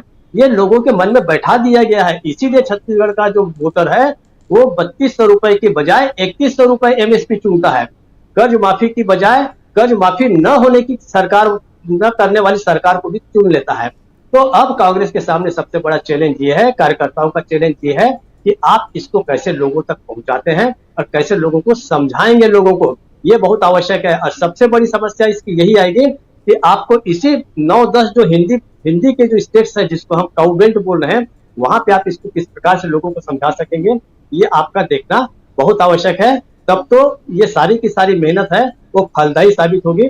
वरना इसके बाद मुझे नहीं लगता कि अगर इतना बड़ा और इतना शानदार डॉक्यूमेंट तैयार करने के बाद अगर कांग्रेस को सफलता नहीं मिलती तो आने वाले समय में मुद्दों के आधार पे और कम से कम कल्याणकारी राज्य की अवधारणा के आधार पे, जन कल्याण के कामों पे या जन विमर्श के आधार पे चुनाव लड़ना जो है लोग छोड़ न दें, ये भी हमें ध्यान में रखना होगा। राजीव जी जी, पहली बात तो यही है कि अगर आप पहुंचाएंगे तो आप ज़रूर उम्मीद कीजिए कि आपको सफलता मिलेगी, क्योंकि आपने जो कुछ यहाँ रखा है वो प्रैक्टिकली आपने जिया है। आप पैदल चले, आपने देखा, लोगों से आपने बात की, लोगों के दुख तकलीफ को आपने सहा, देखा, झेला, सब कुछ किया आपने, और उस आधार पर आपने एक विजन डॉक्यूमेंट, एक मैनिफेस्टो तैयार किया है, और वो अब जनता के बीच पहुंचाना आपके कार्यकर्ताओं का, आपके बड़े नेताओं का काम है। ये बहुत महत्वपूर्ण है और आप बिल्कुल सही कह रहे हैं कि इसके बाद भी अगर कुछ नहीं, उपलब्धि अगर हासिल नहीं होती है तो कहीं ना कहीं ये पार्टी की अपनी अंदरूनी गलती हो सकती है, मानी जा सकती है। लेकिन सबसे पहले कांग्रेस ने अपने इस घोषणा पत्र को जनता के बीच रख दिया है, और इस पर जिस ढंग से कांग्रेस काम कर रही है, जिसके बारे में पहले भी बता चुका हूं कि, और आप सब जानते हैं हमारे साथी, कि राहुल गांधी लगातार इन योजनाओं को, अपने न्याय की जो बातें हैं ये कर चुके हैं अपनी न्याय यात्रा के दौरान। यानी इसकी घोषणा पहले से हो चुकी है, जन जन तक बहुत सारी बातें पहुंच चुकी हैं। कई बार हम लोगों को लगता था कि एक ही बात राहुल गांधी क्यों अलग अलग रैलियों में दोहरा रहे हैं, उसका ही ये विजन और वही यहाँ पर था कि मीडिया के जरिए तो उनकी बात पहुँचेगी नहीं, तो नुक्कड़ सभाओं के जरिए वो अपनी बात पहुँचा रहे थे। और एक बड़े भाग में शायद राहुल गांधी की ये बात पहुंच चुकी है। अमलेंदु उपाध्याय जी, कैसे देखते हैं आप? तौर पर राजीव जी देखिए, ये जो आज घोषणा पत्र जारी हुआ है या न्याय पत्र जारी हुआ है, वचन पत्र जो भी कह लीजिए, जो भी जारी हुआ है, ये जो डॉक्यूमेंट है, इसकी बहुत सी बातें तो राहुल गांधी अपनी दोनों भारत जोड़ो यात्रा के दौरान जनता के बीच कर चुके हैं, अधिकांश बातें। और कर क्या चुके हैं, जनता से ही ये बातें उनके पास पहुंची हैं जो उन्होंने इस डॉक्यूमेंट में परिलक्षित हुई हैं। वो समाज के विभिन्न वर्गों से मिले हैं, दोनों यात्राओं के बीच में उन्होंने समाज के विभिन्न वर्गों से बातचीत की है, जो बातचीत की है, जो समस्याएं सुनी हैं, समझी हैं, वही इसमें आई हैं कुल मिला करके। तो एक तो ये कि जो जनता के बीच ले जाने की बात, मुझे लगता है कि ये बातें तो बहुत सी पहुंच चुकी हैं जनता के बीच में कि राहुल गांधी ने जो बातें सुनी है उनको किस तरीके से कहा है। अब ये चुनाव का समय, तो चुनाव में कितना पहुंचता है तो वो एक अलग का मसला हो सकता है, चुनाव में कितना पहुंचता नहीं पहुंचता, मुझे लगता है चुनाव में ज्यादा पहुंचेगा। जहां तक सवाल ये है कि मोदी की गारंटी क्या है और किसकी गारंटी क्या है राजीव जी, तो मोदी जी की गारंटी पे अब किसी को कोई भरोसा नहीं है, क्योंकि मोदी जी की गारंटी कौन लेगा। समस्या तो ये है ना देश के सामने, क्योंकि मोदी जी तो गारंटी बहुत सारी देते रहते हैं, मोदी जी को खुद याद नहीं है उन्होंने कितनी गारंटी दी और उन गारंटियों का क्या हुआ। तो मोदी जी की गारंटी इस समय कोई गारंटी नहीं है। और अगर मोदी जी की गारंटी इतना काम कर रही होती तो आज मोदी जी को 3 तलाक पे, पुलवामा पे, इन सब पे वोट नहीं मांगने पड़ते। मोदी जी को अपनी गारंटी पे ही पे वोट मांगने पड़ते। वो अपनी कहते हैं मेरी गारंटी है, मुझे वोट दे देना, इस पर वोट मिलेगा। तो आज मोदी जी जिस तरीके से राजीव जी आकर के उतरे हैं और धीरे धीरे जैसे चुनाव आगे बढ़ेगा, मोदी जी सारी गारंटियां छोड़ के इसी असली वाली गारंटी पे आ जाएंगे, सांप्रदायिक ध्रुवीकरण की, 80-20 की और शमशान कब्रिस्तान की। आप खुलने तो दीजिए चुनाव, मोदी जी इसी पे आएंगे और मोदी जी के पास कोई विकल्प भी नहीं है और कुछ कर भी नहीं सकते हैं। भारतीय जनता पार्टी कुछ कर भी नहीं सकती है। सारी गारंटियां उसकी यही है कि हम देश को सांप्रदायिकता की आग में झोंकेंगे, इस देश के टुकड़े टुकड़े करेंगे, यही उनका एक लक्ष्य है भारतीय जनता पार्टी का। तो उसमें वो आएंगे लौट करके और उसके अलावा वो कहीं जा भी नहीं सकते। तो अब ये कांग्रेस के ऊपर, इंडिया गठबंधन के ऊपर है कि वो अपनी बातों को जनता के बीच जाएं और जनता से कहें कि आपको अपने सवालों पर कायम रहना है। और 10 सालों में इस भारतीय जनता पार्टी ने क्या किया, पहले से ये सवाल पूछा जाए कि आप 2014 में जब आए थे तब आप शमशान कब्रिस्तान की बात करके नहीं आए थे, तब आप आए थे विकास की बात करके, तब आए थे अच्छे दिन आने वाले हैं, तब आप आए थे 2 करोड़ रोजगार दिए जाएंगे हर साल, तब आप आए थे कि एमएसपी की गारंटी दी जाएगी, इन सारी चीजों को लेकर क्या आए थे, तब आप आए थे किसानों की आय दुगनी होगी। तो वो जो आपने गारंटियां दी थी, उन गारंटियों का क्या हुआ, इसकी पहले बात कीजिए, उसके बाद कोई आगे बात होगी। तो ये अब जनता को जागरूक करने का सवाल है। मुझे लगता है राजीव जी बहुत सी बातें जनता के बीच हैं और जनता ये अच्छे तरीके से समझ चुकी है और ये देख चुकी है कि भारतीय जनता पार्टी की नीतियां क्या हैं और किस तरीके से। आज का ही राजीव जी मैं आपको किस्सा बताऊं कि मैं जब लौट के आ रहा था तो मैंने कैब की, तो जिस कैब से मैं आ रहा था उसका ड्राइवर था, तो वो कह रहा था क्या चल रहा है। मैंने कहा कहाँ क्या चल रहा है, कि देश में क्या चल रहा है। मैंने कहा तुम बताओ, हमें तो मालूम नहीं है देश में क्या चल रहा है। तो उसने कहा कि आप किसको चाहते हैं। मैंने कहा हम तो किसी को नहीं चाहते। बोला हमारी तरह। मैंने कहा बिल्कुल तुम्हारी तरह, हम किसी को नहीं चाहते। थोड़ी देर बाद वो अपने आप खुलने लगा और कहने लगा कि पहले तो हमने वोट दिया था, समझा था मोदी जी कुछ करेंगे, लेकिन ये तो जो असली मुद्दों से ध्यान हटाते हैं और ये जाकर के गरीबों का गला काटते हैं। ये राजीव जी उसका सेंटेंस था। अब आप समझ सकते हैं कि नीचे का एक आम आदमी जो है, जिसको राजनीति से कुछ ज्यादा लेना देना नहीं है, वो ही समझ रहा है कि हमने 2014 में ये वोट दिया था कि मोदी जी कुछ अच्छा करेंगे और अच्छे दिन आने वाले हैं, लेकिन ये अब गरीबों का गला काट रहे हैं। ये बात आम आदमी की समझ में आ रहा है। तो यही बात राजनीति धीरे धीरे जनता के बीच पहुंच रही है। और जिस तरीके से इलेक्टोरल बॉन्ड का मसला खुलकर के सामने आया है, आम आदमी भले ही ना समझे इलेक्टोरल बॉन्ड क्या है, लेकिन ये समझ गया है कि भारतीय जनता पार्टी ने इस इलेक्टोरल बॉन्ड के जरिए कोई बहुत बड़ा घपला और घोटाला किया है और जनता का गला काटा है। ये बात पहुंच चुकी है। इस बात को और ज्यादा एम्प्लीफाई करना अब ये विपक्ष का, खासतौर से इंडिया गठबंधन का काम है। बिल्कुल बिल्कुल। अब इंडिया गठबंधन, विपक्ष, कांग्रेस पार्टी, इन सब का काम है कि अपनी बातों को जन जन तक पहुंचाए। एक बार फिर से आना चाहता हूं शकील अख्तर जी, कल ये घोषणा पत्र 2 राज्यों में एक बड़ी रैली के जरिए कांग्रेस लॉन्च कर रही है, जयपुर में यानी राजस्थान में और उधर तेलंगाना हैदराबाद में। क्या कुछ तैयारियां हैं और यहां से एक मनोबल बहुत ऊंचा दिखाई दे रहा है कांग्रेस पार्टी का। घोषणा पत्र को ही बार बार मैं स्क्रॉल कर रहा हूं अपने लैपटॉप पे और देख रहा हूं कि कितनी सारी चीज़ें हैं, किन किन बातों को रखूं, किन किन बातों को छोड़ूं, तो एक भी बात इसमें छोड़ने लायक दिखाई नहीं दे रही है। बहुत सारी चीज़ें हैं, एक विजन डॉक्यूमेंट जिसे मैं बार बार कह रहा हूँ। शकील अख्तर जी, जयपुर और हैदराबाद ही क्यों? देखिए, अभी सब जगह जाएंगे। अभी राहुल का छत्तीसगढ़ का प्रोग्राम भी है, शायद 13 तारीख को जा रहे हैं वो, वहां पे कई जगह जा रहे हैं वो। तो आज जो सबसे बड़ी बात जो कही है कांग्रेस ने, वो उसने कहा है कि हमारी सबसे बड़ी चिंता डर, धमकी और नफरत का मौजूदा माहौल है। बहुत बड़ी बात कही है। और इसके साथ युवाओं की उन्होंने जो अपनी बात कही है कि हम अपनी इस चेतावनी को दोहराते हैं कि युवाओं की नौकरियां चली गई हैं। बेरोजगारी दर 8% है और ग्रेजुएट्स के बीच 40% से अधिक। किसान पे कहते हैं कि आशा और विश्वास खो चुके हैं। तो ये सारी बात करने के लिए ही हैदराबाद, जयपुर और हर जगह कांग्रेस जाएगी। और जो हम लोग बात कर रहे थे कि बात लोगों तक कैसे पहुंचेगी, तो वो इसी तरह से पहुंचेगी। आप देखिए, इसमें जो ये बात हो रही थी जाति जनगणना की और 50% का जो एक सीलिंग है उसको खत्म करने की, तो आज कांग्रेस ने इसमें कहा है कि सामाजिक जो भेदभाव है ये हमारी समाज की हकीकत है, अपने सामाजिक न्याय वाले चैप्टर में। और पिछड़ा वर्ग देश की आबादी का लगभग 70% है, जिसमें अनुसूचित जाति, अनुसूचित जनजाति और पिछड़ा वर्ग सब आते हैं। लेकिन अच्छी नौकरियों, अच्छे व्यवसायों और ऊंचे पदों पर इनकी भागीदारी कम है। तो ये जो घोषणा पत्र है या ये जो कांग्रेस है आज की, ये सारी चीजों को कवर करने की कोशिश कर रही है। 50% का कैप हटाएंगे, बहुत बड़ी घोषणा है। भूमिहीनों के बीच जमीन वितरित करेंगे। और कांग्रेस सीधा सवाल पूछ रही है, आप बता दें कि आज आपका जीवन 2014 की तुलना में क्या बेहतर है? क्या आप भयमुक्त हैं? और देखिए अब इंटरेस्टिंग बात कि विदेश नीति पर चीन की बात साफ साफ करी है। यह नहीं कि चीन को छोड़ दिया हो उन्होंने, और चीन के साथ साथ मोदी जी को छोड़ दिया हो उन्होंने। कांग्रेस भारत की अंतर्राष्ट्रीय छवि को सुधारने के लिए कार्य करेगी, जो वर्तमान सरकार ने खराब कर दी है।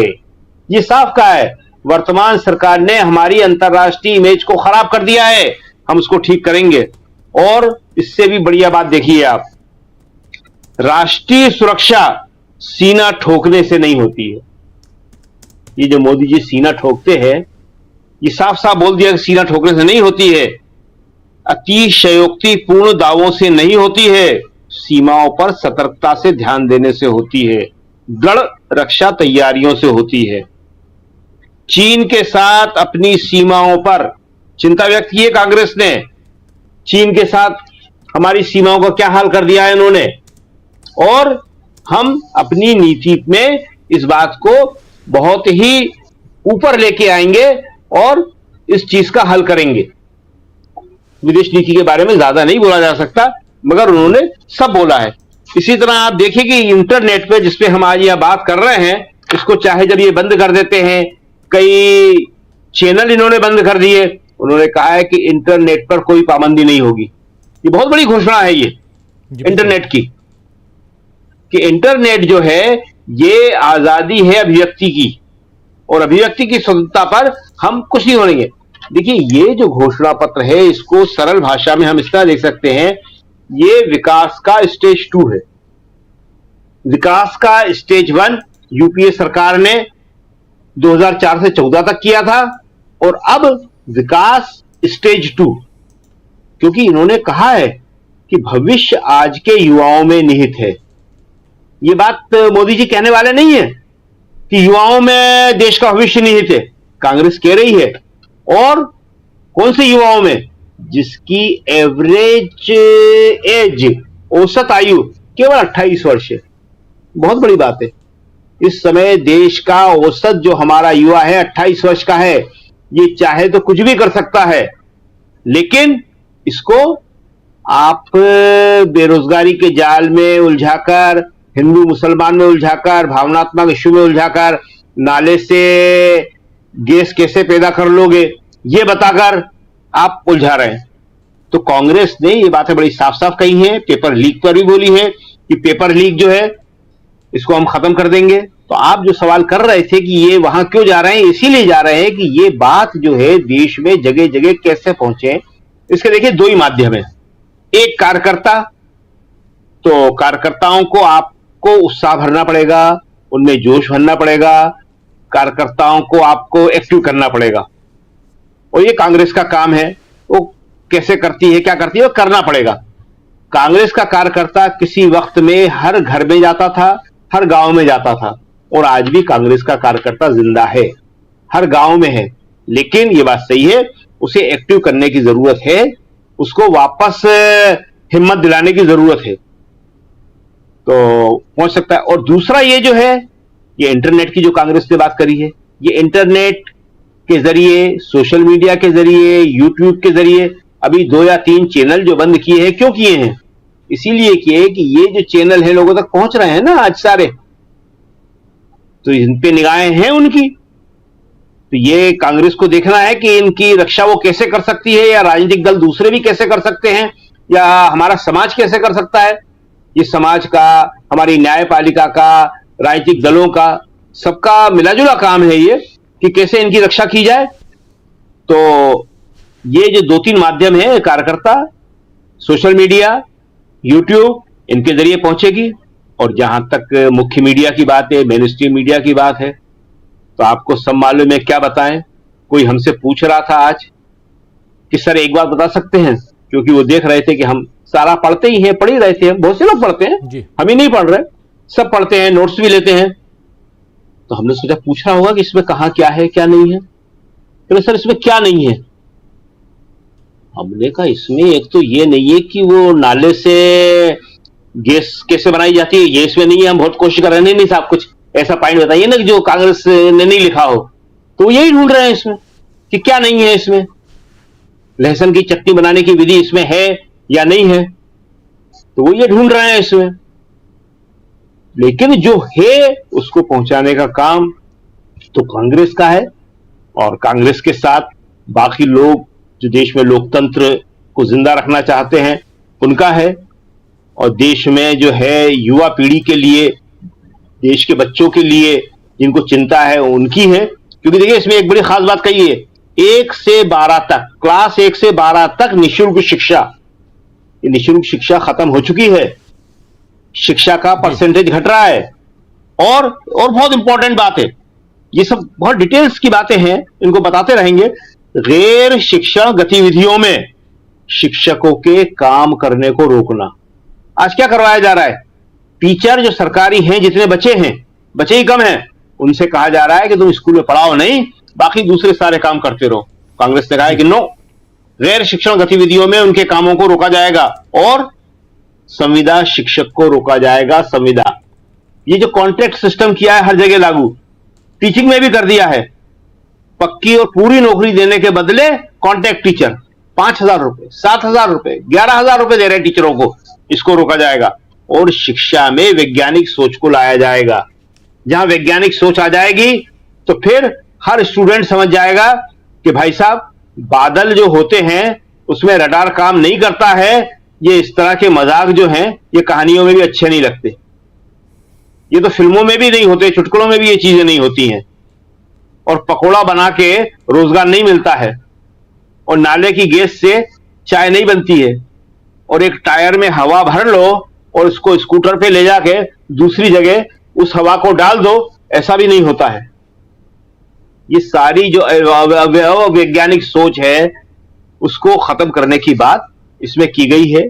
इसमें खेलों की भी बात की गई है, और इसमें महिला आरक्षण पे बड़े खास तौर से कहा गया है कि महिला आरक्षण के नाम पे जो धोखा हुआ है हम उसको दूर करेंगे। तो कांग्रेस कोशिश तो अपनी तरफ से कर रही है, कितना कर पाती है ये हम सब देखेंगे। लेकिन यह है कि इस घोषणा पत्र में जो बातें हैं, ये बड़ा डॉक्यूमेंट है, इसके छोटे छोटे और बुकलेट तैयार होना चाहिए। वो करते हैं कि नहीं करते हमें नहीं मालूम।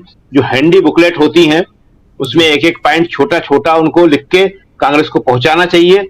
और अगर ये सब लोग तक पहुंचा सके, जनता तक पहुंचा सके, और जनता तक पहुंचाने में भी ये बात ध्यान रखना चाहिए, हम बुकलेट इसीलिए कह रहे हैं कि जब किसानों के पास जाएंगे तो इसमें किसानों पे अलग चैप्टर है, किसानों से वो बात करना है। किसानों को जाके अगर कोई बताने लगेगा कि साहब इंटरनेट बंद नहीं करेंगे, तो कोई फायदा होने वाला नहीं है उसका। जिससे जो बातें हैं, जहां भूमिहीन लोगों को जमीन देने की बात करते हैं, तो ये बात आपको भूमिहीनों को ही बताना पड़ेगी। जिनके पास जमीनें हैं उनसे आप कहोगे कि हम जमीन देंगे तो हंसने लगेंगे आप। तो ये सारी चीजें बड़ी बारीक हैं, लेकिन देखते हैं कैसे कांग्रेस करती है। और इसके अलावा जो एक सबसे बड़ी खास बात यह है कि कांग्रेस में आज जो नेता हैं जो वहां थे, वो सारे के सारे इसको लेके काफी उत्साहित नजर आ रहे थे। ये उत्साह जो है कांग्रेस में कुछ दिनों से गायब होता दिख रहा था। लोग जा रहे हैं पार्टी छोड़ के और दूसरे कई कारण हो रहे हैं, पैसा नहीं है, पैसे के संकट है वगैरह वगैरह। लेकिन इस एक डॉक्यूमेंट ने लोगों की आंखों में हमें उत्साह दिखाई दिया। उन्हें लग रहा है कि हमारे पास कुछ कहने के लिए जनता से है, हम जनता के पास जाके कुछ तर्क दे सकते हैं, कुछ बता सकते हैं। तो देखते हैं वो कितना कर पाते हैं और उसका क्या नतीजा होता है।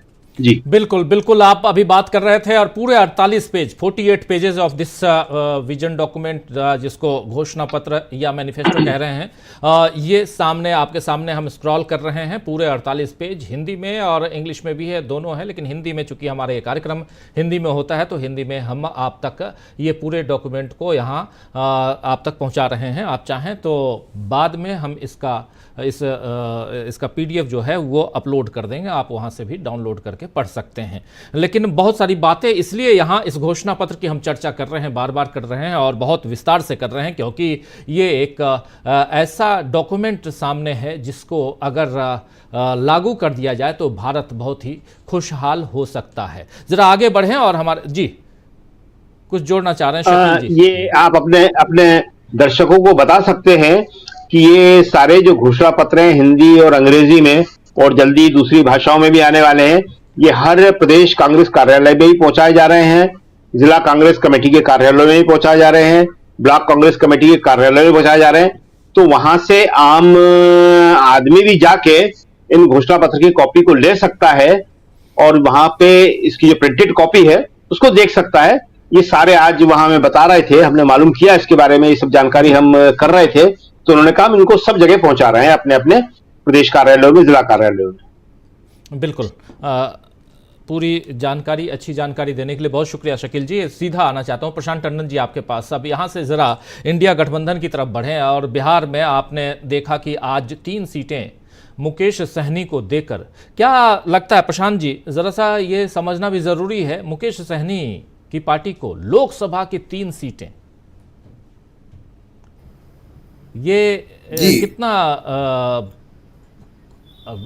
लालू प्रसाद यादव और उनके बेटे तेजस्वी यादव राजनीति के अब मजे हुए खिलाड़ी हैं, लालू यादव तो हैं ही पहले से, 3 सीटें देना अपने खाते से कितना उचित है और कितनी मजबूती यहां से बिहार में देखी जाए?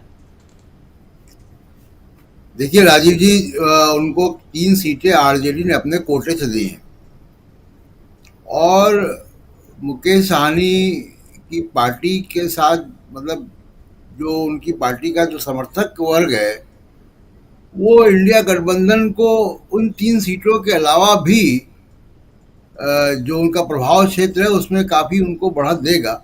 तो जिस वक्त इंडिया गठबंधन में एक ऐसी, कांग्रेस में खासकर कि लोग छोड़ के जा रहे हैं नेता, उस वक्त ऐसी खबर आना बड़ा महत्वपूर्ण है। दूसरी बात राजीव जी, इस इलेक्शन का जो रिजल्ट है, अगली सरकार किसकी बनेगी, लोग कहते हैं यूपी बनाता है अगली सरकार। मैं कह रहा हूं कि अगली सरकार जो भी बनेगी उसका भविष्य तय करेगा बिहार और महाराष्ट्र। इस बार बिहार और महाराष्ट्र में क्या नतीजे आते हैं वो तय करेगा जी, और वो दिखाई भी दे रहा है कि वो नतीजे किस तरफ जा रहे हैं। तो इसलिए ये महत्वपूर्ण घोषणा है आज जो तेजस्वी जी ने किया है, महत्वपूर्ण घोषणा है। और इसके साथ साथ जो है वो आप देखिए कि देश के दूसरे छोटी पार्टियों के साथ भी, राजस्थान में भी कांग्रेस का गठबंधन छोटी पार्टियों के साथ हो रहा है और तो विस्तार तो हो ही रहा है। और इसका जो ज्योग्राफिकल और साथ साथ भौगोलिक के साथ सामाजिक विस्तार भी हो रहा है। क्योंकि हम लोग मैनिफेस्टो की बात राजीव जी कर रहे थे, एक आध बात मैं मैनिफेस्टो की कर देता हूँ। देखिए, हमारा कंप्यूटर और मोबाइल फोन में अगर उसमें सॉफ्टवेयर अपडेट ना हो, अपडेट ना लें, हम रीबूट ना करें सॉफ्टवेयर को, तो बेकार हो जाता है। देश का लोकतंत्र इस वक्त रीबूट मांग रहा था। और ये जो विजन डॉक्यूमेंट है ये उस रीबूट को करने की बात है। जैसे अब सवाल उठता है कि जनता तक कैसे पहुंचेगा। जनता इससे अपने आप को रिलेट करेगी, अगर वो पहुंच जाए तो बहुत समझाने की जरूरत नहीं है। जैसे मान लीजिए कि हमारे दर्शक ईवीएम के बारे में बहुत कमेंट करते हैं। ईवीएम के बारे में भी कहा गया है कि 100% वीवीपैट काउंट होगा और उसका मिलान होगा ईवीएम से, प्लस मतदाता उस मशीन से निकली हुई पर्ची को डालेगा बॉक्स में। तो ईवीएम पर भी बात है। सबसे बड़ी बात राजीव जी ये कि इसमें अग्निवीर को स्क्रैप करने की बात है कि खत्म कर देंगे। कोविड के दौरान जिन बच्चों ने इम्तिहान जिनके नहीं हो पाए थे उनको कॉम्पनसेशन उनको हर्जाना मिलेगा। तो तमाम सारी ऐसी बातें हैं जो है वो इस घोषणा पत्र में है। तो इसके सहारे कांग्रेस को, मतलब मुझे लगता है कि कांग्रेस को काफ़ी एडवांटेज मिलेगा। एक बात। दूसरी बात देखिए, इसमें बहुत सबसे खास बात क्या है इस घोषणा पत्र में, राजीव जी, हम लोग तमाम सारे इलेक्शन को कवर करते हैं, इलेक्शन पे जाते हैं, आपने ढेरों प्रोग्राम बनाए हैं। पार्टियों का घोषणा पत्र पिछले कुछ वर्षों से और हमेशा से एक रस्म अदायगी था कि चुनाव खत्म होने के 1-2 दिन पहले घोषणा पत्र आ जाता था। आपको याद होगा कि 2019 में पोलिंग के दिन घोषणा पत्र आया था बीजेपी का। तो एक रस्म अदायगी होती थी, उसको लोग पढ़ते थे, वो कितना छोटे छोटे प्रिंट में और सरकारी भाषा में लिखा होता था। इस बार चुनाव की शुरुआत में आ गया है घोषणा पत्र। आसान शब्दों में है, जनता से जुड़ी हुई बातों पे है। तो ये डेमोक्रेसी के लिए बड़ा अच्छा है कि जनता के पास मुद्दे हैं, उन मुद्दों के आधार पर जनता वोट देगी। वरना क्या होता था, भाषणों के आधार पर, जुमलों के आधार पर जनता वोट देती थी और घोषणा पत्र चुनाव के सबसे अंत में रस्म अदायगी के लिए आता था। मुझे लगता है कि इस बार जो कांग्रेस ने ये किया है, इस परिपाटी को बदला है, ये बहुत बड़ी बात है। हाँ जी जी बिल्कुल। एक परिपाटी को बदलते हुए कांग्रेस पार्टी यहां सामने दिखाई दे रही है, आगे दिखाई दे रही है इस चुनाव में। और अभी तक के तैयारियों के हिसाब से देखा जाए तो पैसे की बात अगर किनारे कर दें तो दूसरी तमाम चीज़ों में कांग्रेस बहुत मजबूती के साथ बीजेपी को टक्कर देती हुई दिखाई दे रही है। अनिल सिन्हा साहब, आपके पास आना चाहता हूं ज़रा। और चूंकि बिहार का जिक्र आया था और अभी दो बातें प्रशांत टंडन जी कह रहे थे कि इस बार का चुनाव जो है वो बिहार और महाराष्ट्र विकास दोनों राज्यों से तय होगा। आप कैसे देखते हैं? और आज जबकि बिहार में मुकेश सहनी की पार्टी विकासशील इंसान पार्टी जो है वीआईपी, उस पार्टी का शामिल होना क्या मायने रखता है इंडिया गठबंधन में? इंडिया गठबंधन यहाँ कैसे मजबूती से आगे बढ़ता हुआ दिखाई दे रहा है? दूसरी तरफ एक बात और, एक सूचना आप लोगों के लिए ज़रूर देना चाहता हूँ दोस्तों की 21 इसी महीने की 21 अप्रैल को जैसे आपने दिल्ली के रामलीला मैदान में जो रैली देखी इंडिया गठबंधन की, वैसी ही रैली 21 अप्रैल को झारखंड की राजधानी रांची में होने जा रही है। इसकी घोषणा आज हो गई है, इसकी तैयारी हो गई, घोषणा हो गई कि झारखंड की राजधानी रांची में अगली रैली इंडिया गठबंधन की होगी 21 अप्रैल को, इसी महीने, अब से लगभग 17 दिन बाद। लेकिन इंडिया गठबंधन की मजबूती ये वीआईपी के आने से, यानी मुकेश सहनी के आने से कितनी बढ़ती हुई बिहार में दिखाई देती है कि अभी ये जो जेडीयू है या नीतीश कुमार ने वो एक सोशल इक्वेशन बनाया था।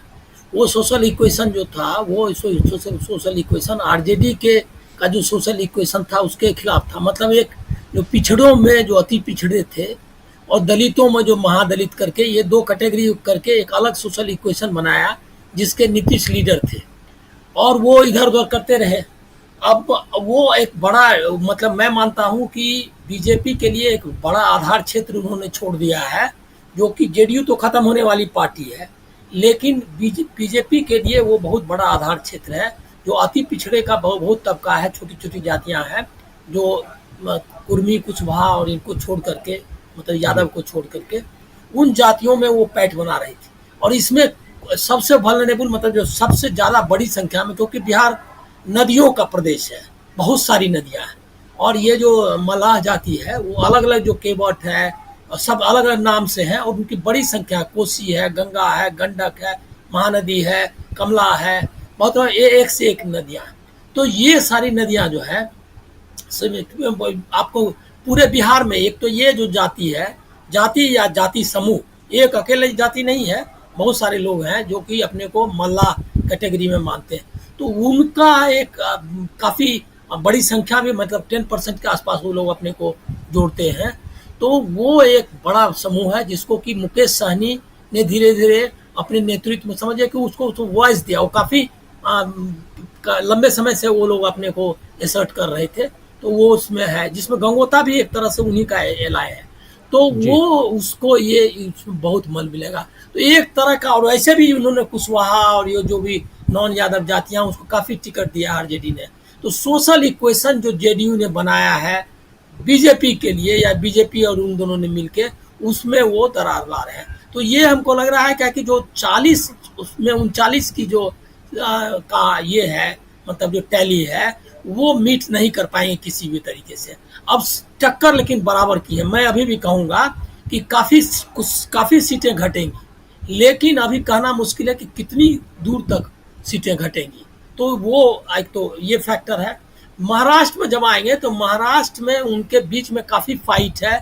अभी भी कम से कम हमको लगता है 12-13 सीटें एनडीए तय नहीं कर पाई हैं। ये किससे नहीं आते हैं गोदी मीडिया में, यहाँ 1-2 झंझट होता है या 1-2 सीट के लिए मारामारी हुई अगर इंडिया गठबंधन में, तो तुरंत उसका सांगली या भिवंडी की चर्चा होने लगती है। लेकिन उनकी हर एक सीट, मतलब 15 से ज़्यादा के आसपास सीटें होंगी जहाँ पर कि एकदम अभी तक वो तय नहीं कर पाए और बहुत ही मारामारी चले। महाराष्ट्र में भी सीटें घटने वाली है। तो ये दोनों प्रदेश में जो कह रहे थे कि क्रूशियल है, ये दोनों में तो घटना ही है। और वैसे हिंदी पट्टी के बारे में आपको मालूम ही है कि जो मैक्सिमम उनका जो टैली है राजस्थान में या मध्य प्रदेश में, वो किसी न किसी तरह से घटेगी। दिल्ली में मैं मानता हूँ कि अभी जो केजरीवाल के साथ हो रहा है या संजय सिंह के बाहर आ जाने के बाद जो राजनीतिक परिस्थितियां बन रही, 7 में 7 सीटें बीजेपी हार सकती है, ऐसा मेरा अंदाजा है। 7 में 7 सीटें दिल्ली में हार सकती है। उधर बिहार में सीटें लूज कर रही है बीजेपी, उधर महाराष्ट्र में सीटें लूज कर रही है बीजेपी। तो बीजेपी गेन कहाँ कर रही है, ये भी एक बड़ा सवाल है। चुनावी गणित में इसकी चर्चा हम जरूर करेंगे। आना चाहता हूं एक बार जल्दी से सुनील शुक्ला जी पहले आपके पास। और जब हम मुकेश सहनी की बात कर रहे हैं, नदियों की बात कर रहे थे अभी, इसीलिए आपके पास आना चाहता हूं जल्दी से। और एक बहुत इंपॉर्टेंट सवाल के साथ पंकज जी के पास भी आऊँगा। खजुराहो का जिक्र आज करना ज़रूरी है, उस सवाल के साथ पंकज जी के पास आऊँगा। लेकिन मुकेश सहनी जिस समुदाय से आते हैं, मल्लाह समुदाय, केवट, मल्लाह, ये जो जातियां हैं ये उत्तर प्रदेश में भी प्रभाव रखती हैं। और मुझे जहाँ तक ध्यान है कि जब विधानसभा का चुनाव था तब मुकेश सहनी उत्तर प्रदेश की तरफ भी देख रहे थे। क्या अभी इसका प्रभाव जब इंडिया गठबंधन में ये आ गए हैं तो उत्तर प्रदेश पे भी पड़ेगा? और क्या यहाँ से एक मजबूती उत्तर प्रदेश की तरफ भी इंडिया गठबंधन की दिखाई देती है, खासकर वो एरिया जो गंगा का एरिया है?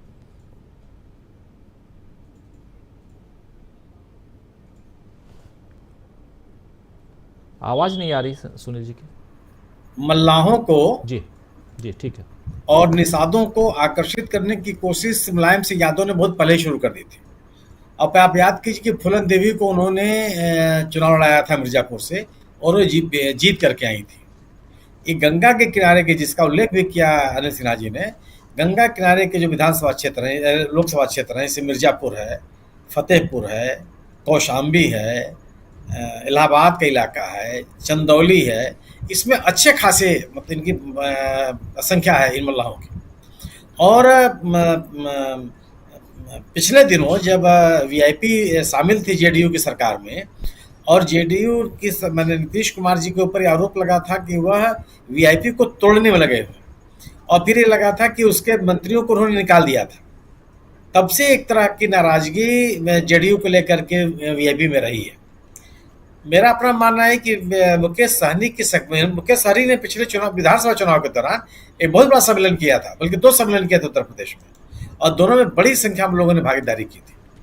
तो ये जो सामाजिक समीकरण है वो निश्चित रूप से इंडिया दल समूह के लिए मजबूत होगा। संख्या की बहस अगर आप छोड़ भी दें तो कम से कम यह विमर्श बहुत मजबूत होगा कि एक ऐसा राजनीतिक दल इंडिया दल समूह में शामिल हो रहा है जो धारा के विपरीत है। मतलब तमाम राजनीतिक दल मिल रहे हैं बीजेपी के साथ। बीजेपी में छोटे मोटे तमाम, बिहार में छोटे मोटे तमाम दल बीजेपी के समर्थन में चले जा रहे हैं। लेकिन ऐसे में एक राजनीतिक दल जब इंडिया दल समूह के साथ आता है तो बिहार में तो यह धारणा बनती है कि जो इंडिया दल समूह है आरजेडी के नेतृत्व में, उसकी ताकत बढ़ती है, विमर्श बहुत मजबूत होता है और उत्तर प्रदेश से भी इसका असर पड़ेगा। लेकिन जो आपने खजुराहो की बात की, पंकज इसको डिटेल बताएंगे, ये सोचने का विषय है। ये बात जो सामने आ रही है कि जो प्रत्याशी थी समाजवादी पार्टी की, उनका दस्तखत तक नहीं। यह कांग्रेस और समाजवादी पार्टी दोनों के लिए भी ये आप सवाल तमाम कीजिए कि बिना दस्तखत के आपने फार्म को स्वीकार कर लिया। अखिलेश यादव ने ट्वीट किया, उन्होंने जो किया सो किया। आपके भी तो जिम्मेदारी बनती है कि आप जब नामांकन पत्र दाखिल करने जा रहे हैं तो नामांकन पत्र दाखिल कैसे कर रहे हैं। एक पूरी टीम जाती है नामांकन पत्र दाखिल कराने के लिए, और सोचिए बीडी शर्मा का लगभग निर्विरोध निर्वाचन तय हो गया, जो बीजेपी मध्य प्रदेश के अध्यक्ष हैं। आप इस चुनाव में जनता को जुटाना और एक चुनावी प्रबंधन करना, ये भी बहुत बड़ी आवश्यक चीज है। आप समाजवादी पार्टी ने खजुराहो सीट लिया था अपने लिए, और कि हम वहाँ लड़ेंगे और हमारे तमाम लोग मेरे समर्थक हैं, और वो पता ही चला। ये बिल्कुल सही है कि आप निर्वाचन से जुड़े हुए अधिकारियों की जिम्मेदारी को तय बिल्कुल करना चाहिए, क्योंकि जब आप नामांकन पत्र कोई दाखिल करने के लिए जाता है तो निर्वाचन अधिकारी की जिम्मेदारी है कि वह सभी चीज़ों की जांच कर ले, देख ले कि प्राइमा फेसी उसमें सभी कॉलम भरे गए हैं कि नहीं भरे गए। इसीलिए प्रत्याशी उनके समक्ष उपस्थित होता है। अन्यथा कोई कारण नहीं, कोई अपने ढंग से भेज दे, कोई अपने प्रतिनिधि से भेज दे, कोई किसी अपने हलकारे से भेज दे कि साहब आप ले लीजिए। लेकिन ये प्राविधान किया गया है कि आप निर्वाचन अधिकारी के समक्ष स्वयं उपस्थित होकर के शपथ पत्र दाखिल करेंगे और अपना नामांकन पत्र दाखिल करेंगे। और नामांकन पत्र भरे जाते समय निर्वाचन से जुड़े हुए अधिकारी, निर्वाचन अधिकारी की जिम्मेदारी बनती है कि वो उसको अद्यतन देख ले कि वो सही है कि नहीं। आप जब जो बाद में जांच होती है उसमें फैक्ट्स की जांच होती है कि जो इसमें लिखा गया है वो तथ्यपरक है कि नहीं है, उस पर आपत्तियां आती हैं। फार्म इनकम्प्लीट है, यह बहुत बड़ा मुद्दा नहीं होता। अगर आपने कहा कि साहब मेरे पास इतनी ही संपत्ति है, आपके विरोधी उम्मीदवार ने बताया कि साहब इन्होंने ये तथ्य छुपा लिए, आप कहते हैं कि साहब हमारे खिलाफ तो इतने ही मामले दर्ज हैं, आपके विपक्षी उम्मीदवार ने दावा किया कि साहब इनके खिलाफ ये मामले हैं, इन्होंने इसको छुपा लिया। आप कहते हैं कि साहब मैं इतना पढ़ा लिखा हूँ, विपक्षी कहता है कि साहब इन्होंने अपनी योग्यता के साथ तथ्यों को इन बातों पर जांच होती है। फार्म इनकम्प्लीट है ये सवाल नहीं होता। लेकिन इससे बड़े ये आप उनके ऊपर ये बात कर सकते हैं, लेकिन अपनी जिम्मेदारियों से भी आप भाग नहीं सकते। कम से कम चुनावी प्रबंधन के लिए ये जिम्मेदारी बनती है कि आप अपने चुनाव लड़ने के तौर तरीकों को इतनी गंभीरता से लें कि नामांकन से ले, आप नामांकन के प्रति अगर इतने गंभीर हैं तो मतदाताओं को निकालने के लिए आप क्या करेंगे? मतदाताओं के बीच में जाकर के उनको प्रेरित करने के लिए कि आपका मतदाता मतदान केंद्रों तक पहुंचे, यह एक चुनौती होती है सबके सामने। और यह परिलक्षित होने लगता है कि आप राहुल गांधी का नामांकन देखिए ना, पूरी की पूरी फौज है। हमने कई बार देखी है अमेठी में, रायबरेली में, ये लोग कैसे नामांकन पत्र दाखिल करते हैं। अखिलेश खुद ही आजमगढ़ और कन्नौज में कैसे नामांकन पत्र दाखिल करते रहे हैं। और आपका एक उम्मीदवार, एक चुनौती थी, ऐसा भी नहीं था कि कोई एक तरफा इलेक्शन। आप तो अरुणाचल प्रदेश का इलेक्शन आपने बना दिया, 10-10 उम्मीदवार चुनाव जीत जा रहे हैं, कोई नामांकन पत्र दाखिल करने वाला नहीं है। तो ये स्थिति तो बनती ही है कि आप अगर चुनाव में हैं, मजबूती से दावेदारी प्रस्तुत करते हैं, तो जनता के बीच में संदेश जाना चाहिए कि वाकई आप गंभीर हैं। और यह गंभीरता आपके चुनाव के से जुड़ी हुई तमाम गतिविधियों में शामिल होता है। एक तरफा नहीं हो सकता कि आप घोषणा पत्र तो बहुत अच्छा जारी कर दें, तमाम चीजों का उल्लेख कर दें, और आप सहयोगी दल जो हैं उनका रवैया ये हो जाए कि नामांकन पत्र का दावा जो लोग उनके साथ जुड़े होते हैं, जिम्मेदारी बनती है। यह विमर्श खराब होता है, इससे कुल मिलाकर विमर्श खराब होता है। सहनी साहब के आने से विमर्श मजबूत हुआ है बिहार में कि ताकत बढ़ी है। और बिल्कुल मैं इस बात से सहमत हूं, मेरा ही मानना है कि एनडीए की संख्या घटेगी। जिन राज्यों में से एनडीए बहुत अच्छे प्रदर्शन करके लाई है, खासतौर से बिहार, झारखंड, पश्चिम बंगाल और महाराष्ट्र। उत्तर प्रदेश में भी लड़ाई सामान्य नहीं है। मेरा मानना है कि पूर्वी उत्तर प्रदेश में बीजेपी के सामने गंभीर चुनौतियां हैं। और अगर आप पश्चिमी उत्तर प्रदेश की बात कीजिए तो 2019 के चुनाव में पहले ही बीजेपी बहुत बुरी तरह से हारी थी। पहले चरण के चुनाव में समाजवादी पार्टी और बहुजन समाज पार्टी ने कई संसदीय क्षेत्रों में इनको हराया था। और आज जब मिली जुली ताकत फिर एक राजनीतिक माहौल बना करके जा रहे हैं तो उत्तर प्रदेश में भी चुनौती बीजेपी के सामने अच्छी खासी है। तो जिन राज्यों से बेहतर परफॉर्मेंस करके आई थी एनडीए दल समूह, मुझे लगता है कि 2024 में वो सफलताएं नहीं मिलने वाली है। जी जी जी 2019 बनाम 2024 की बात कर रहे हैं और ये बातें होती रहेंगी 4 जून तक लगातार, आप जानते हैं। और कौन कहां आगे है कौन कहां पीछे, इसकी चर्चा। लेकिन आज एक बहुत ही गंभीर मुद्दा सामने आ गया जिस पर अभी थोड़ी सी चर्चा सुनील शुक्ला जी ने की है। सीट है खजुराहो, मध्य प्रदेश का खजुराहो, आप जानते हैं ऐतिहासिक जगह है। और यहाँ जब समाजवादी पार्टी और कांग्रेस के साथ गठबंधन हुआ उत्तर प्रदेश में, तो वहाँ मध्य प्रदेश के लिए एक सीट कांग्रेस ने दी और वो सीट खजुराहो जो समाजवादी पार्टी के खाते में गई। और लगातार यहाँ से कांग्रेस लड़ती थी, लेकिन इस बार समाजवादी पार्टी की जो कैंडिडेट हैं उन्होंने 2 जगह अपने हस्ताक्षर छोड़ दिए। क्या कारण हो सकते हैं? गलती से छूट गई या उनके ऊपर कोई दबाव था, या वो जानबूझकर किसी की मदद करना चाहती थी? सामने है बीजेपी। और ये सवाल इसलिए रख रहा हूं दोस्तों कि जब से ये बात आई है सामने, जब से ये खबर सामने आई है, तो ये सवाल लोग पूछ रहे हैं और हमारा काम है कि उन सवालों को हुबहू आप तक पहुंचाना। हमारे साथ जुड़े हुए हैं पंकज चतुर्वेदी जी, उस एरिया को बहुत नज़दीक से जानते हैं। ज़रा आपसे पंकज जी समझना चाहता हूं कि आखिर क्या कुछ हुआ होगा, जबकि जो कैंडिडेट हैं इनके पति 2 बार के विधायक रह चुके हैं। ऐसा भी नहीं है कि विधायी और चुनावी राजनीति को वो नहीं समझते हैं, कैसे नॉमिनेशन फाइल किया जाता है वो नहीं जानते होंगे, फिर ऐसी गलती कैसे हो सकती है? खजुराहो सीट का जो मौजूदा चरित्र है ये अभी 2 चुनाव पहले बना। खजुराहो सीट आजादी के बाद जब पहला चुनाव हुआ था तब से है।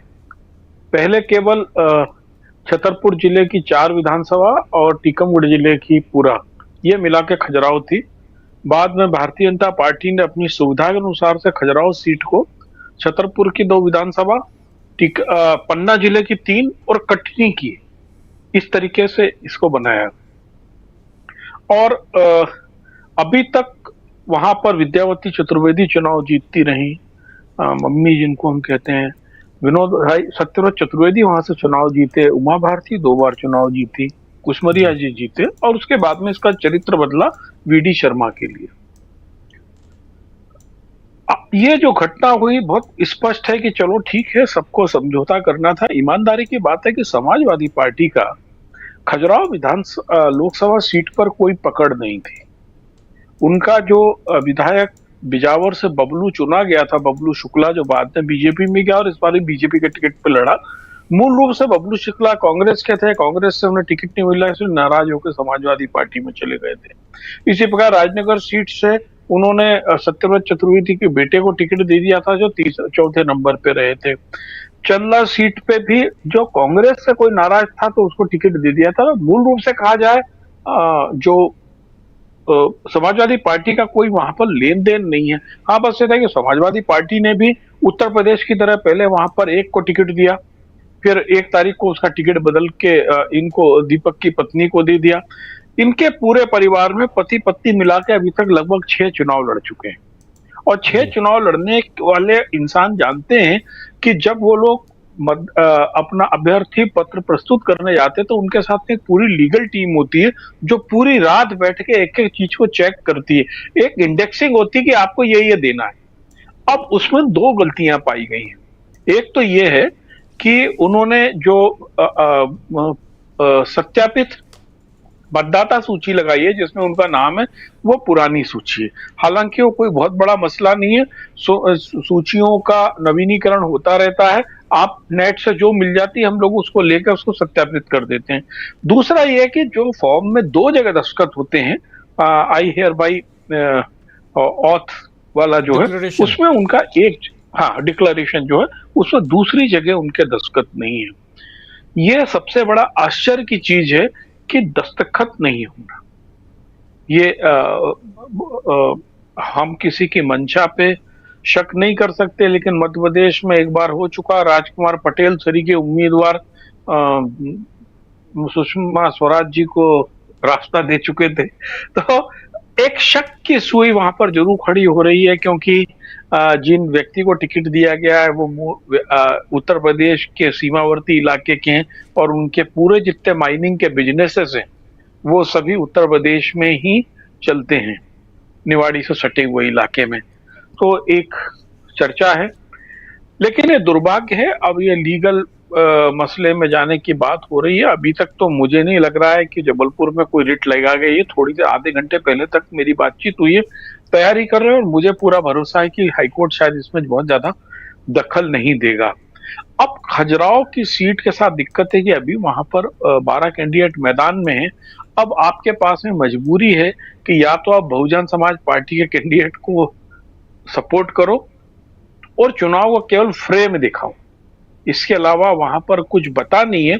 लेकिन ये एक बहुत बड़ा ड्रॉबैक है, क्योंकि वीडी शर्मा के प्रति व्यक्तिगत रूप से भारतीय जनता पार्टी के कार्यकर्ताओं में भी और आम लोगों में बहुत नाराजगी है। आज की घटना बताता हूं कि अरविंद पटेरिया उसी खजुराहो सीट से राजनगर से विधायक हैं और वीडी शर्मा की पत्नी ने एक ट्वीट किया कि मेरे को अरविंद पटेरिया सरी के नेताओं के साथ में टैग करके आइंदा मत किया करो, है ना। उसने उन लोगों को एक प्रकार से नीचा दिखाया है।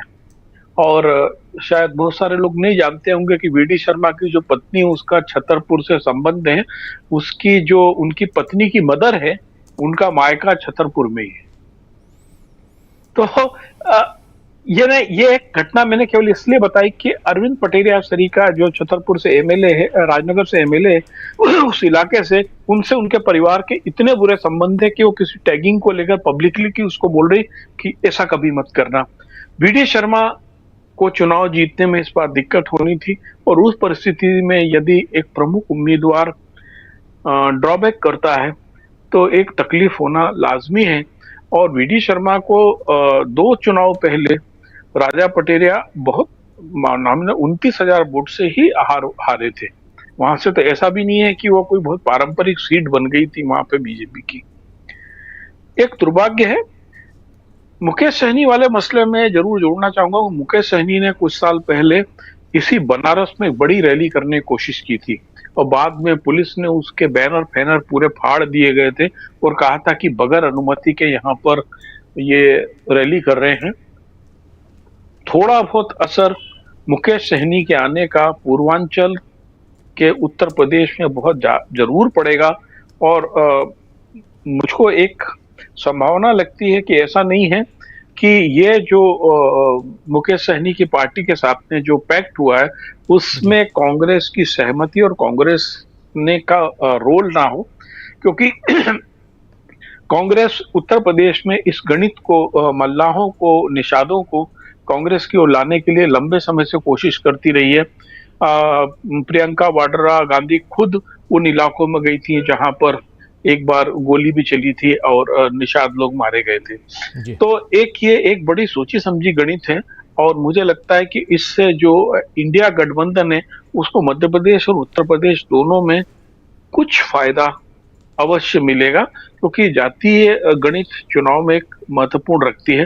बहरहाल खजुराहो वाली घटना ने दुखी किया है जो लोग एक विकल्प के रूप में सशक्त विपक्ष की बात करते हैं उन सभी को।